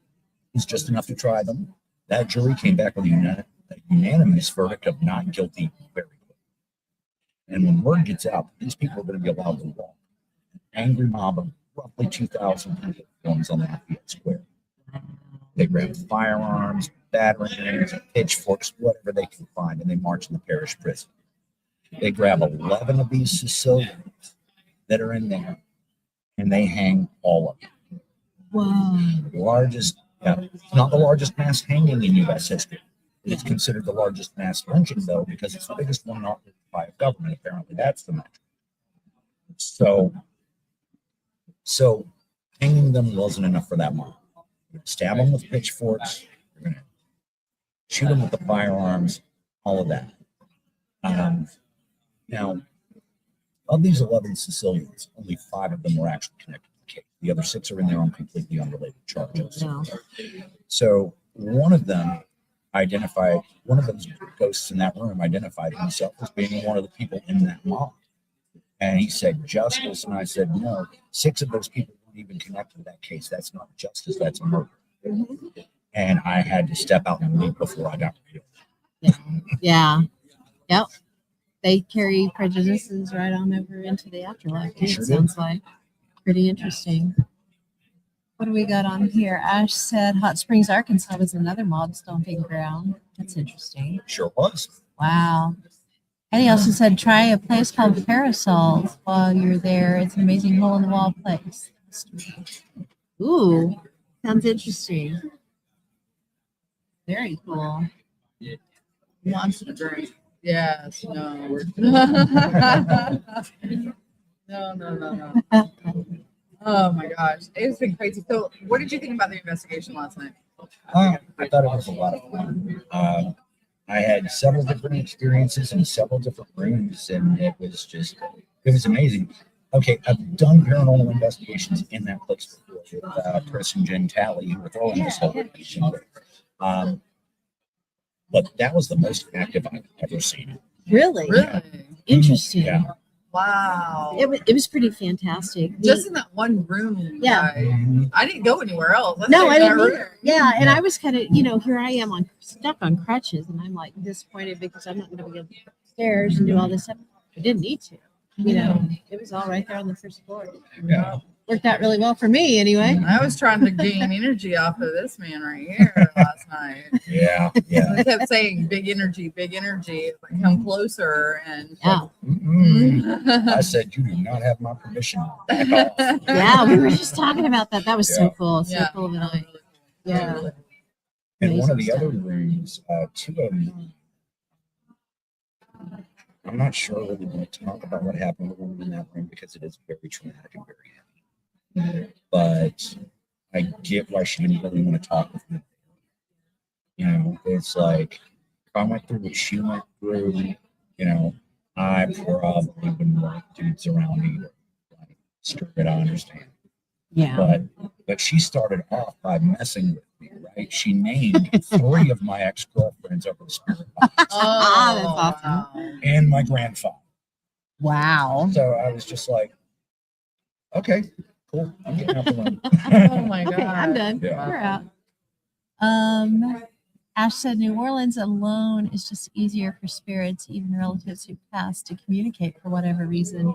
Yeah, it's I'm wondering very. if it's a lot to do with a lot of the tragedy that happened here and a lot of the water. Well, and look at all of the spiritualism of all different types that is here. It's kind of a concentrated spot of it. Yeah, I mean, even before there was a city of New Orleans. Yeah. This place was referred to by the Choctaw tribe as Bourbon, the land of many tongues. Oh, It was a trading wow. post between 6 indigenous tribes. Oh, That is amazing. that is very true. Where did I put my bag?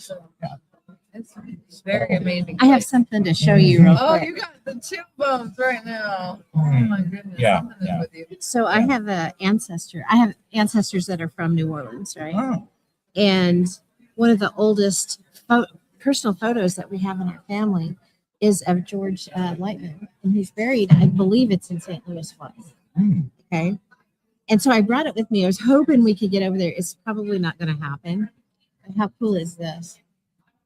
oh, that is awesome. Isn't that neat? That is so cool. It's an original tintype, and it came to me bent like this too, which I'm really sad about. But it does have his name on the back too. So yeah, that is the oldest family photo that I have in my possession.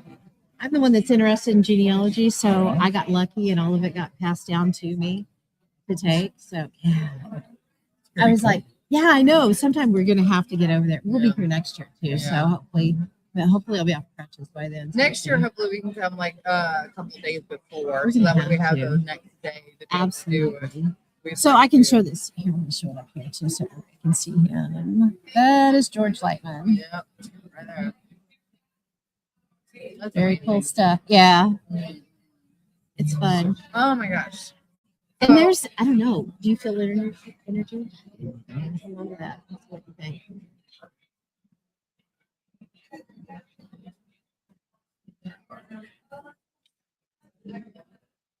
Thanos number one. I believe so. I could be wrong on that, but I think I might want to look from somewhere close to where Bernard Maroney is buried. Mary. Okay. Okay, Bernard Maroney, he's one that I really wish I could put on my ghost stories. Yeah. Just because he was such an interesting guy. He's part of the reason we have the party reputation we have. He would throw these big, huge parties for everybody, serve people on gold plates, crystal goblets, and afterwards just say, you know what's food and dishes, and just throw them in the river. Oh my gosh. That's awesome. So he also invented the game of craps. Really? Yes. That's He wild. invented the game of craps. In fact, the neighborhood of Marion, which of course used to be his plantation, used to have a street running through there called Crap Street. And It's fantastic. until I want to say it was the 1930s when the church moved in on that block and said, yeah, it's a little embarrassing getting our mail here. Can we maybe change the name of the street? So it just became part of Burgundy instead. Oh my god. He was also involved in 86 rapier duels over the course of his life and never lost. Holy cow. Like, you want to talk about just a really interesting dude. Look him up. That's a cool person. Hopefully he is buried by him. I'd like to visit that one too. That's pretty neat. Yeah, one of his best friends at his funeral during the eulogy said, and I quote, "No one knew how to squander a fortune better than Bernard." That's great. Man, Sometimes that kind I of feel fortune. that's the person from the My past. husband's a penny One venture. I'm pretty sure story he's still told out. and whole photograph. For signs associated with the person. Yeah. And you know what's interesting? So the number 444 is kind of my number. Yeah. And it's been everywhere since we got here. When we were coming down, we were stuck on the bridge in Baton Rouge. And across our the radio, the screen on my radio, there was a million fours. And I took a photo of it. We were just like, wow. So many just boards everywhere on Yeah. boards on Yeah. the radio station. Yeah. Oh, That's yeah. it. Yeah. It's just crazy. I don't know what is up with that, but it's like my personal You still number. So got I it? know is it, am I goosebumping you? Yeah, came back. Yeah. It's been wild. It's been so fun coming down though. There it is. Yeah, look at all the floors popped up. Yeah. Pretty wild. And that's not a normal thing that pops up on my stuff. So that was 6:31 then, and we were in Baton Rouge. That's true. So we didn't get We're here- stuck in Baton Rouge. So we didn't get here until like Close to 7:30. 7. Because Baton Rouge is what, an hour away? Mhm. Yeah, Yeah, so about an hour. 7:30 when we got here. Oh my god. No wonder we retired. We We're up at Father 4 o'clock in the Sebastian coming morning. over here. Oh, yeah, that'll do it. Cool. Yeah. Man, we appreciate you coming over and talking. Doug. Absolutely. Now that I got it right after I called you the wrong name. Yeah. It was great, man. Great to meet you. Great to hang meet out you with as you. well. Thanks for letting me sit here and talk. Oh, yeah. We appreciate the stories, man. And hopefully we'll see you next year when we're done. Yes. Hope so. Yeah. We're getting a lot of content here. What? We're getting a lot of content. We are getting tons. Tons. Are you ready to Let me get my friends contribute? on.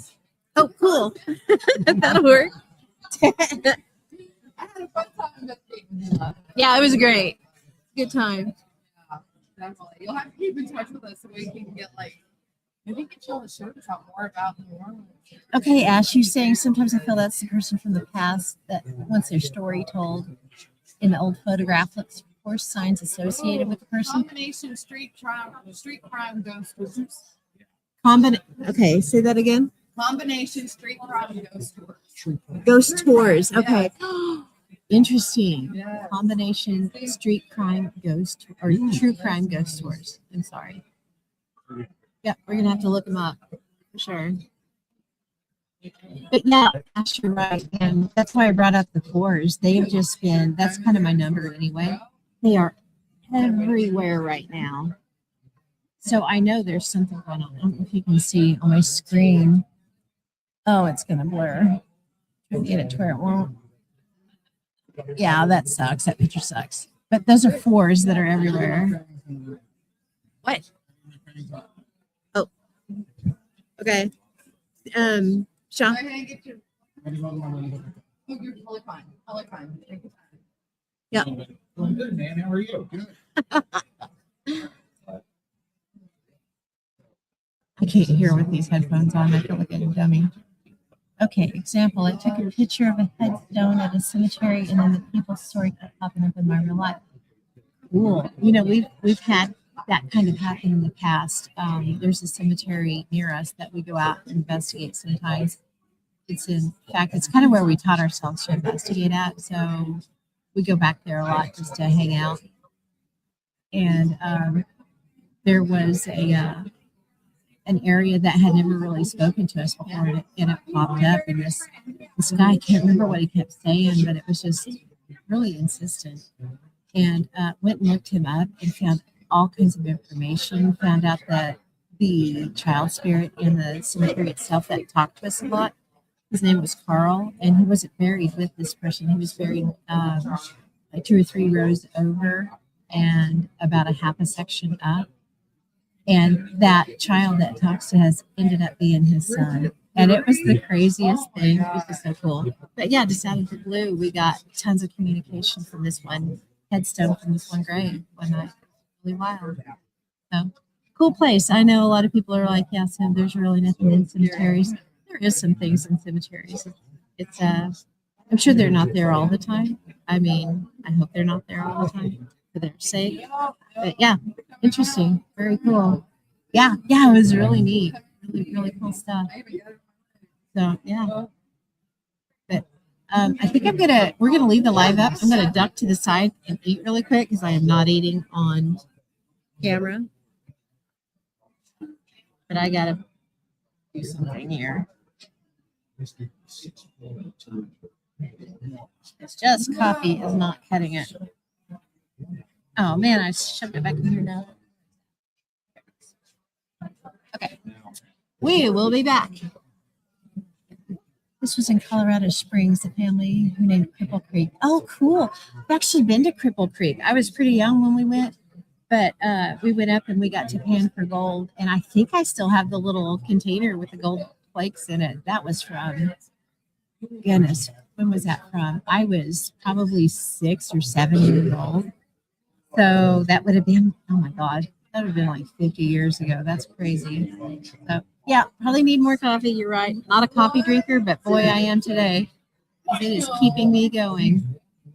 So we'll be right back.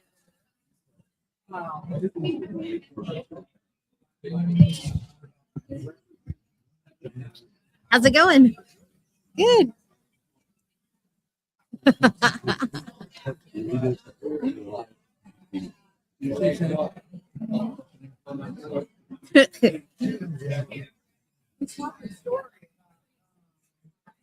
John Miller.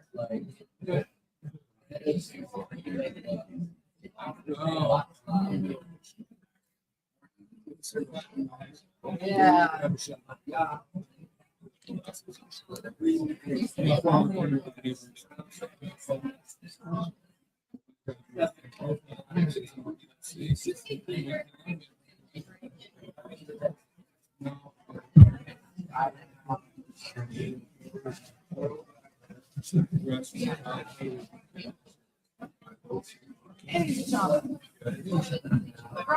Sweet.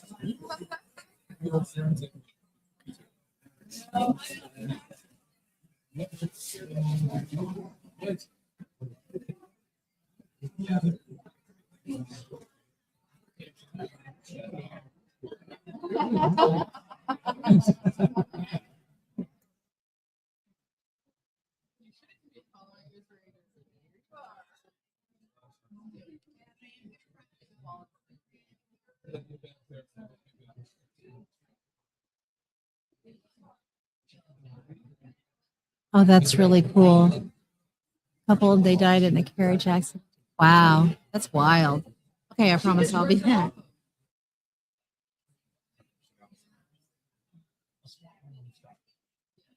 Oh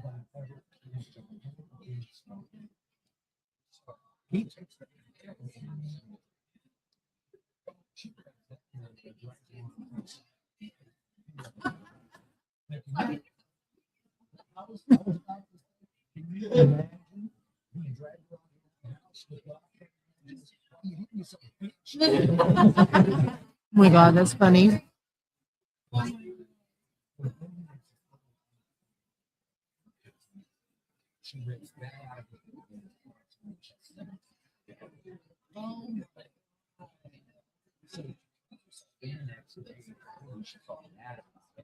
She said it's like 10, but 9 hours later,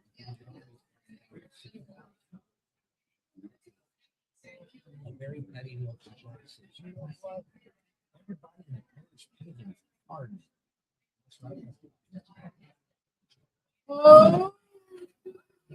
That's hilarious.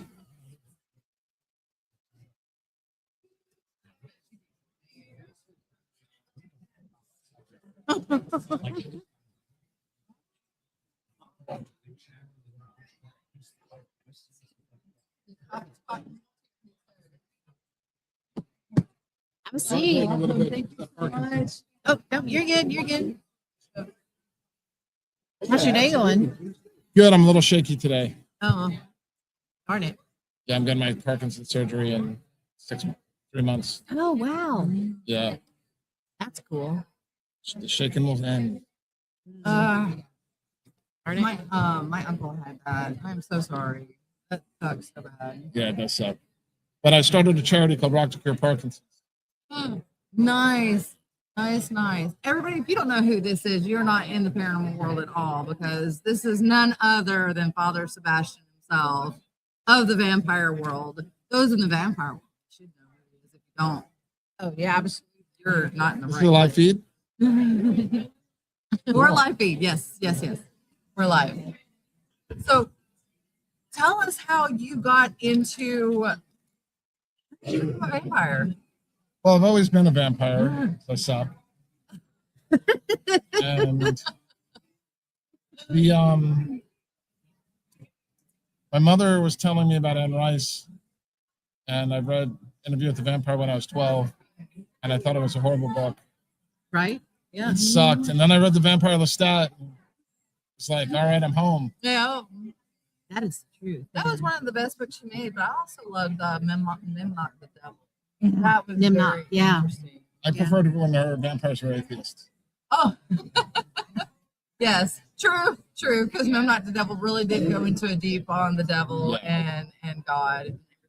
So that was pretty interesting. She had a Christian phase coming on after that. Yes, she Sad.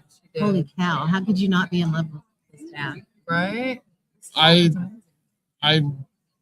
recognize the original 3 novels: Interview with the Vampire, Queen of the Damned, and Vampire Lestat, or in proper order. And I'm a fan of Lestat. I hate Louis. Louis was a pansy. He's a Well, whiny Jacob baby. Anderson does a Whiny good bitch. vampire. He's a whiny bitch. Mhm. Louis. Louis, it's not about Yeah. Louis. No. So how did you come about making your following? Well, it started off in 1993 when my girlfriend went to me. She's like, "You know that book Interview with the Vampire that you read?" I'm like, "Yeah." She's like, "Well, why don't we go as vampires to the prom?" And I was like, "All right." So my grandfather was a dentist, and I went and asked him to make me fangs. He said, "What are you, a Satanist?" And then my aunt referred me to a dentist. She's a dentist too, and she referred me as a dentist. And I went to the work for a dentist. And while I was working for the dentist, I found a guy that made fangs.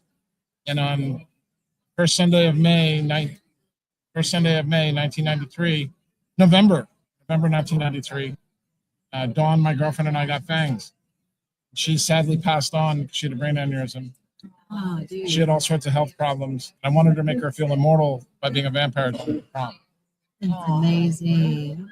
Wow. Then I worked for a dentist for 16 months, like the Karate Kid, waxing on and waxing off. And I learned how to make fangs from a dentist, prosthodontist, oral surgeon.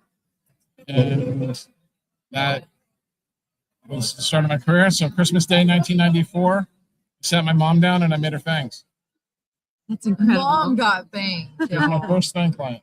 Oh, wow. Now, how many? Okay, this is going to be a stupid question. How many clients have you had in the years that you started creating God. things? He's like, oh, God. Over 10,000. Wow. Yeah. That's amazing. Patty Negri swears by him. Says you get your fangs from anywhere you get them. Thank you. I didn't know. That is She so did. cool. So cool. Yes, definitely. I So love it. during your life, and you say you've always been a vampire. So how did you come to the conclusion that's what you Vampire's always been a part of my life. I loved the count as a kid, but signs were there. There will be signs. For sure. So this might be a little personal because it does go into sucking. When did you first have your taste of blood? Oh, when I was a kid, I hit my finger in a nail. I sucked blood. And you enjoyed it. Yeah, I Yeah. love it. So I know that a lot of people think that the vampire world is very unsanitary when it comes to blood sucking, but you did have some views and revelations on it to spread to those that are out there. Well, I'm mainly an energy vampire. You are. Yeah, Mhm. I can drink blood and get sustenance out of it, but it's a lot more efficient for me to drink energy. So is it just by touching somebody, or can you just sit next to them and say, Well, I gotta ask permission. of course. Of course. But if you ask permission, do they feel tired or drained, or do they feel energetic? It takes a lot of energy to be able to do it. Really? And prolonged feeding over a period of time. Most will happen is the person will go to sleep. Ah, okay. So how many different kinds of vampires are out there? You have the energy, the bloodsuckers. And then the lifestylers. Lifestylers are people who dress in vampire outfits and stuff like that. Sleep in coffins. Yeah. Oh my gosh. I don't know if I could. I'm claustrophobic. No, they look pretty comfy sometimes. There's some nice ones out Yeah, there. they're really comfortable. That's When I cool. started out making fangs, I allied with a guy who made coffins with stereos in them and lights and locks on the How inside. cool is that? Oh, that is cool as hell. Oh, a lock on the inside. That's cool. No. Safety, yeah. Yeah. Is that a hairy moo? It is. It's a Highland Coo. This is Holland, the Highland Coo. They'd be great. I saw them. I went to Scotland for my honeymoon. You did? Oh. How cool. A friend is from Scotland, and he sent her that. Yeah. So I brought him along with me. Cute. He's Very the- cute. Oh, thank you. He's fun. Now, whenever so Balthazar was over here. He was talking to us about how he can smell the Oh, different yeah, kind of yeah, like fae and werewolf, stuff like that. Do you have that same kind of? I don't smell it, but I sense it. You sense it? Yeah. Mhm. Called the beacon The beacon. or the signature or the radiance, depending on which group you're talking to. So can you sense anything from us? No, No? I gotta interact with your energy more. Ah, I got you. So whenever you go out and about, because you've been doing this for so many years. Just celebrated my 31st anniversary. Really? Well, my 32nd Wow. anniversary will be next Friday. Next Friday. Oh my gosh. We Amazing. call it Legacy Day, and all my fang clients from around the world wear their fangs that day. That I wanna is get so banged. cool. I want to get things. Excuse me. Yeah, So that's how can really people cool. get things from you? They got to come to me in person. I'm making fangs through Halloween, and then I'm going to take a break for surgery. Mhm. And you come to me, and I make fangs. It's like a dental class. Or Oh, like a class. dental appointment. Yeah. Mixed with a tattoo appointment. Oh, That's cool. now where can they go to get the thing? Where do they go They find come it? to my studio in LA or at a convention like this. And they find you. You have a lot of conventions coming up. No, No. I'm in fans mostly in my studio in LA. Oh, I got you. That's amazing. So this how long? Ah, My bourbon. Yeah. I mean, yeah. Amazing. Do you have any questions? Man, I have so many. I grew up on Anne Rice. Okay. She was one of my favorite people ever. And I was talking to somebody earlier that I want to hit the garden before I leave. It's your first time in New Orleans? It's my second. Well, kind of. I mean, I've been to New Orleans before, but it was only through the airport. And then Oh, okay. that was it. So that doesn't really count. No. Yeah. So I haven't made it over there yet. Do you have any suggestions on if somebody's interested in something like that, where they should go? New Orleans Vampire Cafe and Haunted History Tours. Perfect. There you go. Got them down great. That For the is- introduction. The New Orleans Paranormal Society.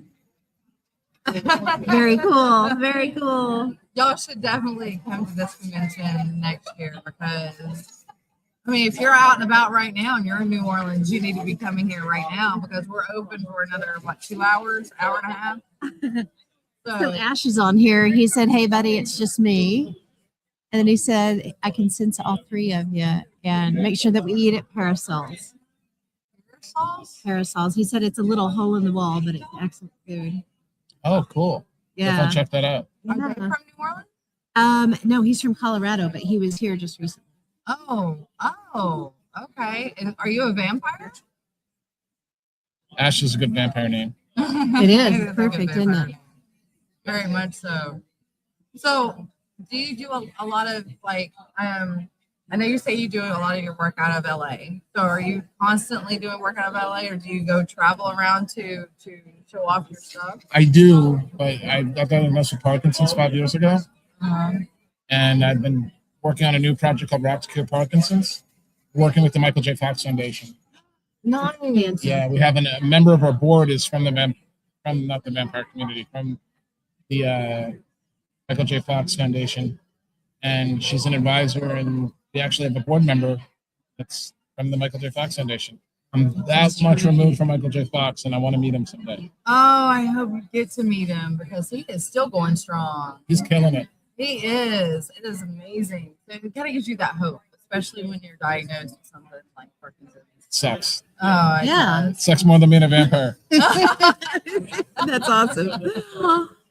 But being a vampire is absolutely amazing. Like you said, there's 3 different types. There's the energy vampire, bloodsuckers, and lifestylists. Yes, and you can be any combination of. Now, do any of them clash? Sangs and Sais don't like each other generally. Why is that? Different philosophies. One claims the other one. Back in the 90s, it was like one was claiming they were the real ones and the other one's claiming they were the fake ones. Yeah. So which part are you? I'm all three. You're all three. I like dressing up, I like sucking, and I like sucking.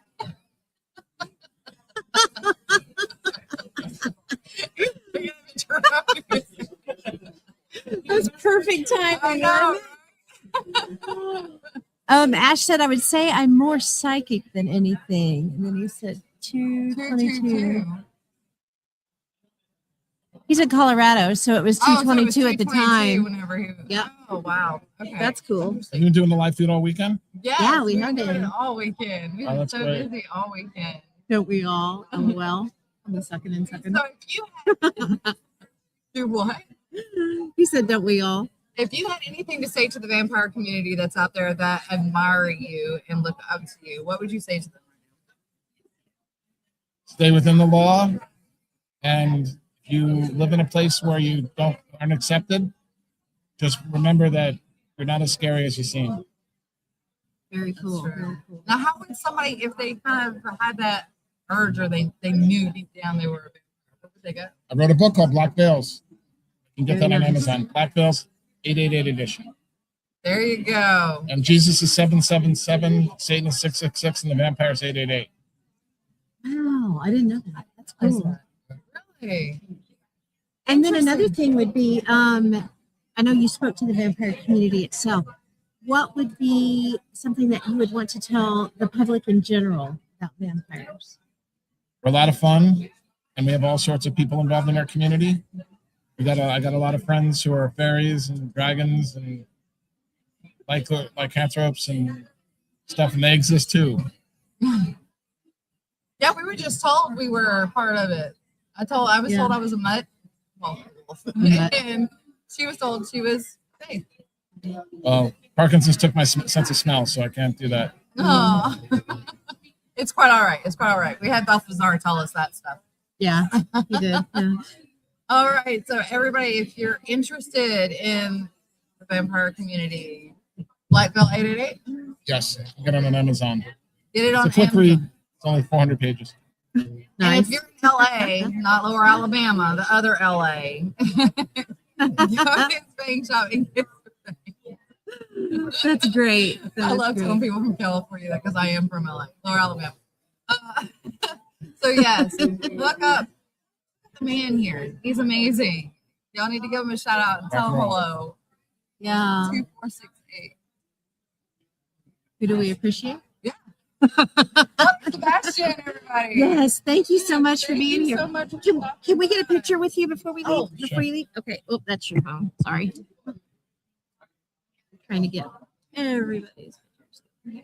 You want me to? Yeah, you got longer arms.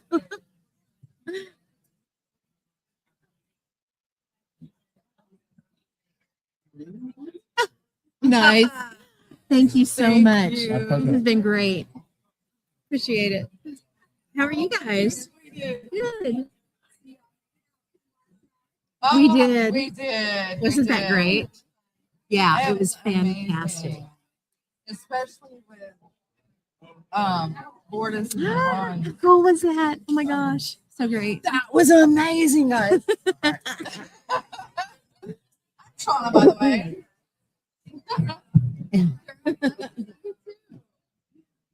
So we all got all the podcast stuff? All right, there we Yeah, go. yeah, grab them on All both together. sides. We're just okay. The two guys- Actually, I think one of them was They're big losers. Vacation. Yeah, loser. He went to Europe instead of coming here. Oklahoma and Kansas. Yep. Yeah, yeah, yeah. It's Arkansas, Missouri, Oklahoma, Kansas. We talked about all the events, divisions, and stuff that happened in those areas. But we also branched out and talked about like New Orleans and North Carolina. And Yeah, yeah. We've talked about a lot of different places, you know. Authors. Yeah.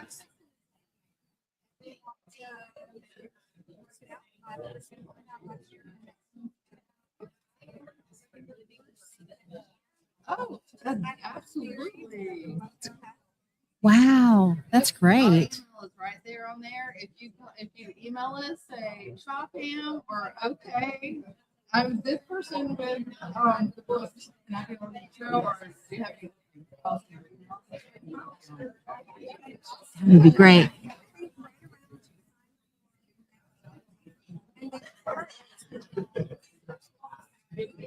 Oh, that would be amazing. I'm a librarian. I'm all about that. Oh, girl, you should see my house. That would be incredible. Absolutely. Yeah.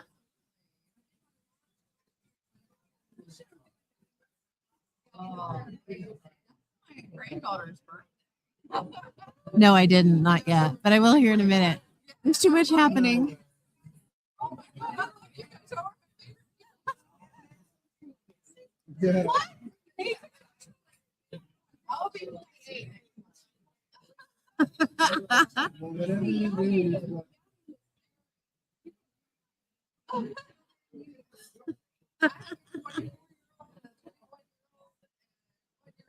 No, almost 2-year-old grandbaby. Yeah. She's almost 2 now. Yeah.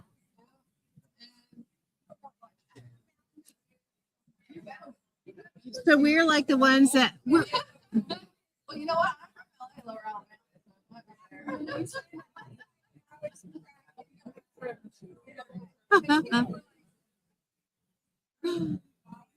From Louisiana. not with that accent. I'm from the best LA. Too fun. Dude, for sure. I'm excited. Yeah. It was great. It was so fun. much Yeah. fun. We had John over to talk about it a little bit ago, and he was like, "That was incredible what happened." So he was beyond thrilled with the whole thing. So yeah, he's got a great energy. Yeah, he really does. Yeah. Phenomenal. And just to get permission to be able to put that up, Howard. Oh yeah, yeah, yeah. He was like, "Do with it what you will." Yeah. Very candid. Yeah. No, not in the least. Yeah. Very down to earth. Very down to earth. That's awesome.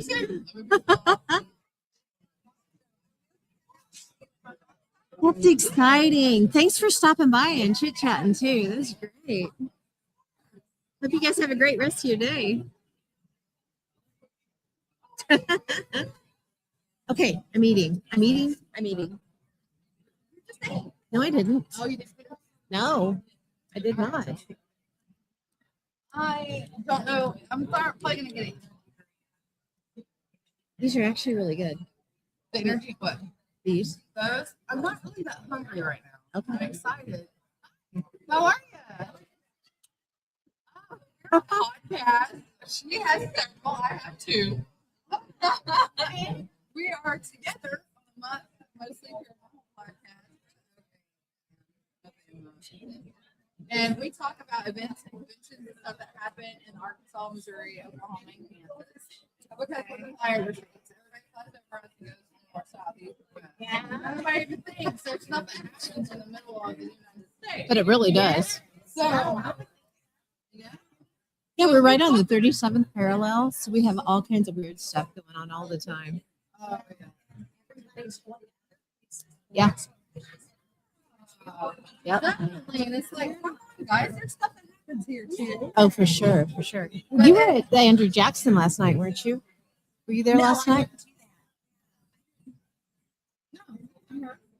Who did I see? Maybe you saw I would swear you walked in the room and then walked back out the second time that we were doing the.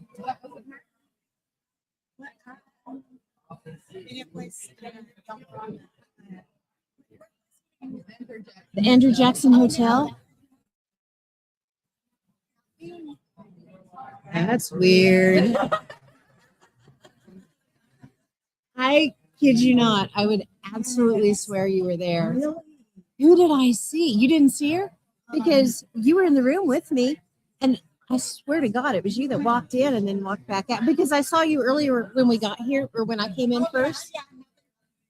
Yeah, I saw you and I was thinking in my head then that, you know, I just seen you last night. That is crazy. Okay, now I want to go ask who all signed up for that and start narrowing it down. That's great. I've had some really crazy stuff happen this weekend, so yeah. Yeah. So my podcast is Interesting. Cryptic UFOs True Crime. So I have a true crime review once a month with my personal investigator friends in Porterville and our just like Canadian friend Marcy Schultz. Her and I have no idea. Big names too. Excited. I'm trying not to eat on camera. very You're human. It's amazing. Right? I'm starting to wonder. I did bring walking tamales, so I need to try these, man. They are fantastic. And then Are they what? No, this one isn't. They have spicy ones, but this one is not. And you can heat them up or they're cooked, so you can eat them cold too. Perfect for this. I brought it just in case, and I'm really glad I did. Yeah. Yeah. Because I did the coffee, and I'm over here like shaking like a leaf. we can branch out.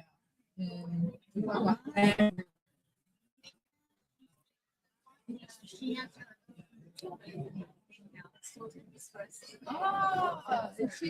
you mind if I take a picture? Do you mind if I take a picture? Because this is freaking me out. I got to figure out what happened last night. That is crazy.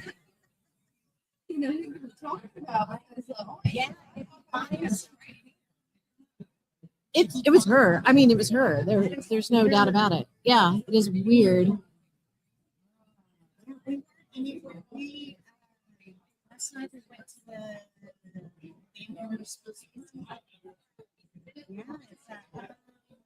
So we could go eat at one of the vampire.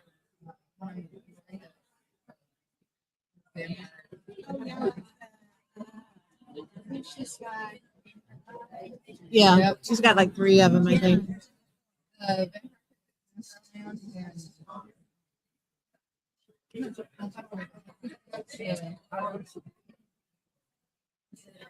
Parasols? I'm like, I'm so sorry, guys. I'm starving.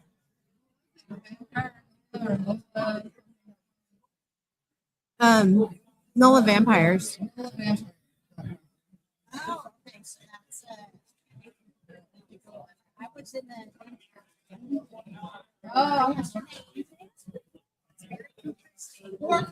We gotta be it. oh, y'all better get What time is it?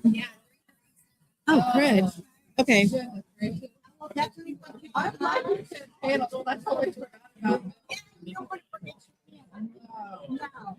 Goodness. Yes, we got invited to come watch it.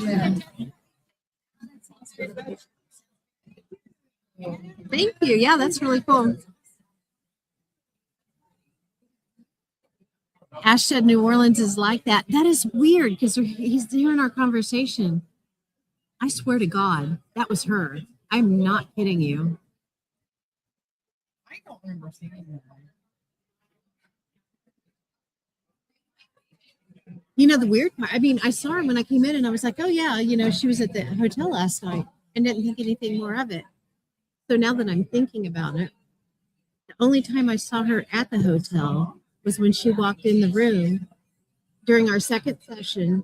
She walked in the room for just like a few minutes and she stood by the door the whole time.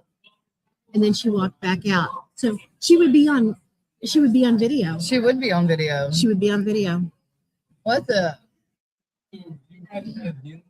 Oh no, I've had Yingling. That's my favorite beer. Like when I went to Alabama, my buddy had to introduce it to me, and like, oh, okay, that's cool. And then like they started carrying it down here. So. They didn't get it in Oklahoma until 5 years ago, 6 years ago. I've been in Oklahoma for 18 years this year. And I've been begging them and begging them and begging them. You got to bring Yingling. You got to bring Yingling. Finally, they got it, and that's all I drink. Crazy. Yingling. It is the best beer because I like German beer. I like the heavy wheat beer. Yeah. And the only thing that I even found that had compared to it was like Boulevard or Blue Moon. So Ash, we just talked. Well, I know you just heard the conversation, so it could be on video. Yeah, by Paul. I'll have to look and see who the lady was because I swear that was her. It's wild.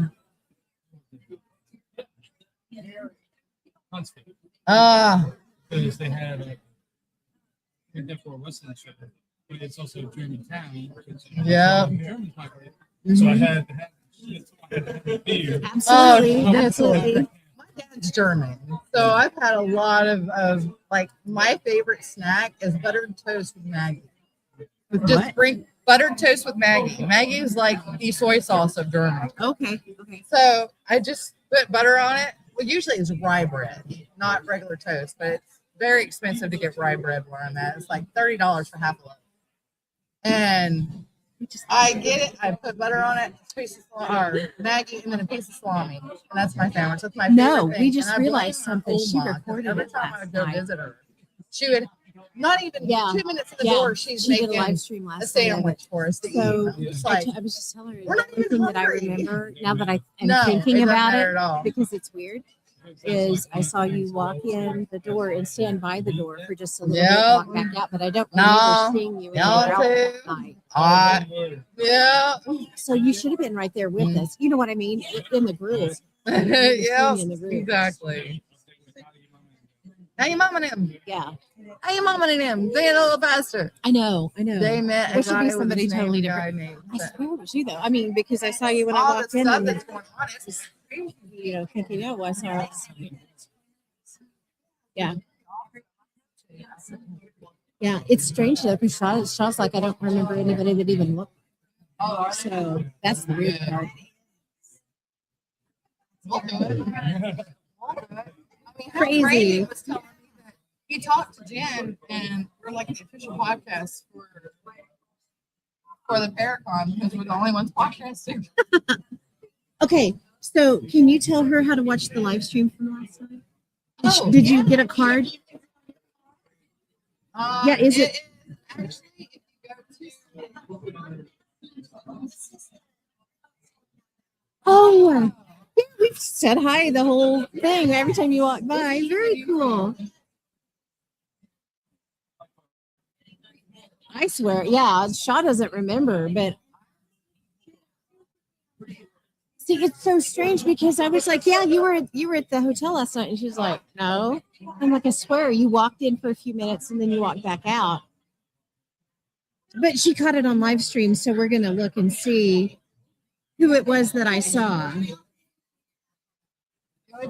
I started with the lady sitting across the street. No, it would have been the second session. Did you? Okay, but it would be during the second session. Yeah. Because you're gonna have to fast forward quite a few. I want to go in and click on But the cool part is it should be right in frame because you had your camera pretty much aimed at between Ron and the door area. So yeah, it should be right in there. That is weird. I'm excited. I want to see it now because and I want to know who I saw, you know, just yeah. And they must look pretty close to what you do. Yeah. It's really weird because I was telling her when I walked in this morning, I saw her and I was just in my mind, oh yeah, she was at the hotel last night. It's weird. Oh, you know, it made me on Twitch. Not too bad at growing up last Did it not? So, Twitch is just keeps turning. Yeah.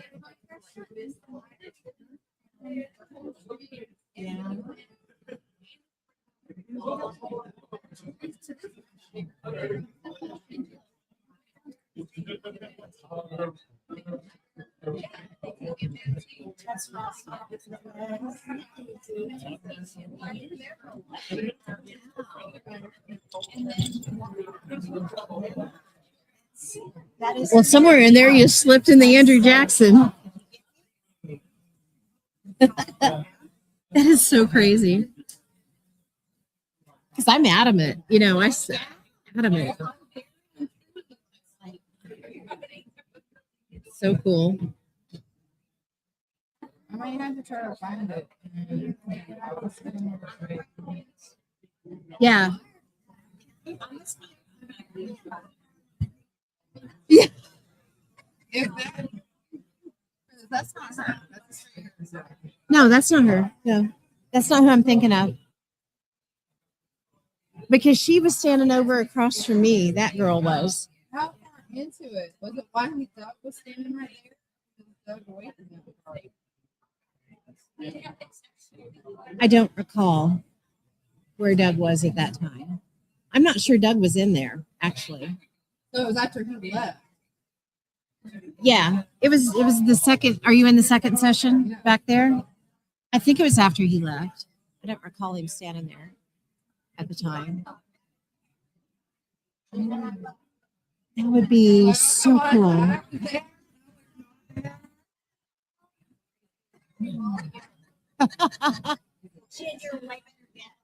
That's so funny.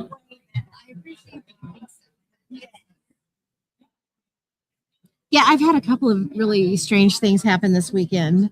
That doesn't, yeah, that's what someone else said. Well, it is New Orleans. New Orleans is like that. Very cool. Yeah, we're on one together, and then we each have our separate ones as well. So yeah, kind of fun.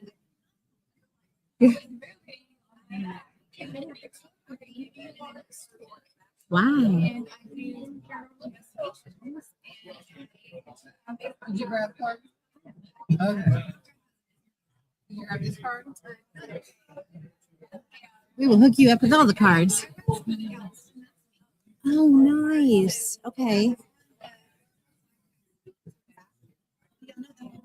No, I don't. Yeah. Very cool. Oh, terrific. Thank you.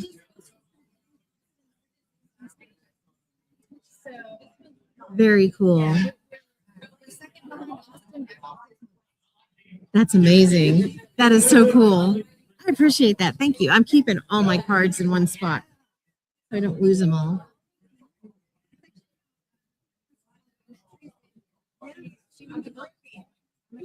Very cool. Very cool. Groupies are the best. I'm gonna have to go by frame by frame. It's going every 30 seconds. I've skipped it. I don't know how long she was in there, but I swear. I haven't seen anything. So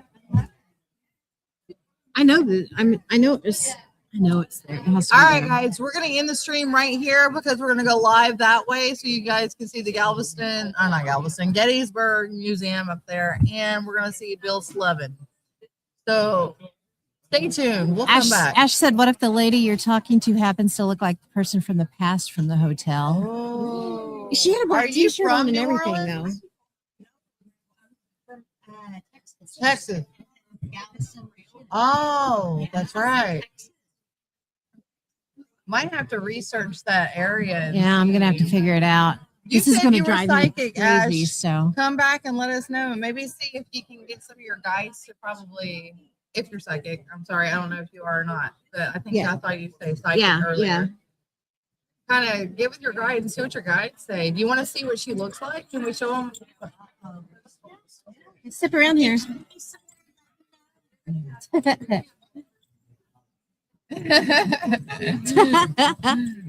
They do. So, That's amazing. so we will be back in a little bit, and so you guys can see a little bit of Bill Slevin and the Gettysburg Museum. So stay tuned for that, and then we're going to be closing shop. We're going to be packing up stuff. Yep. So we'll see you guys a little bit. Bye, y'all. Bye. Thanks. Good to meet you too.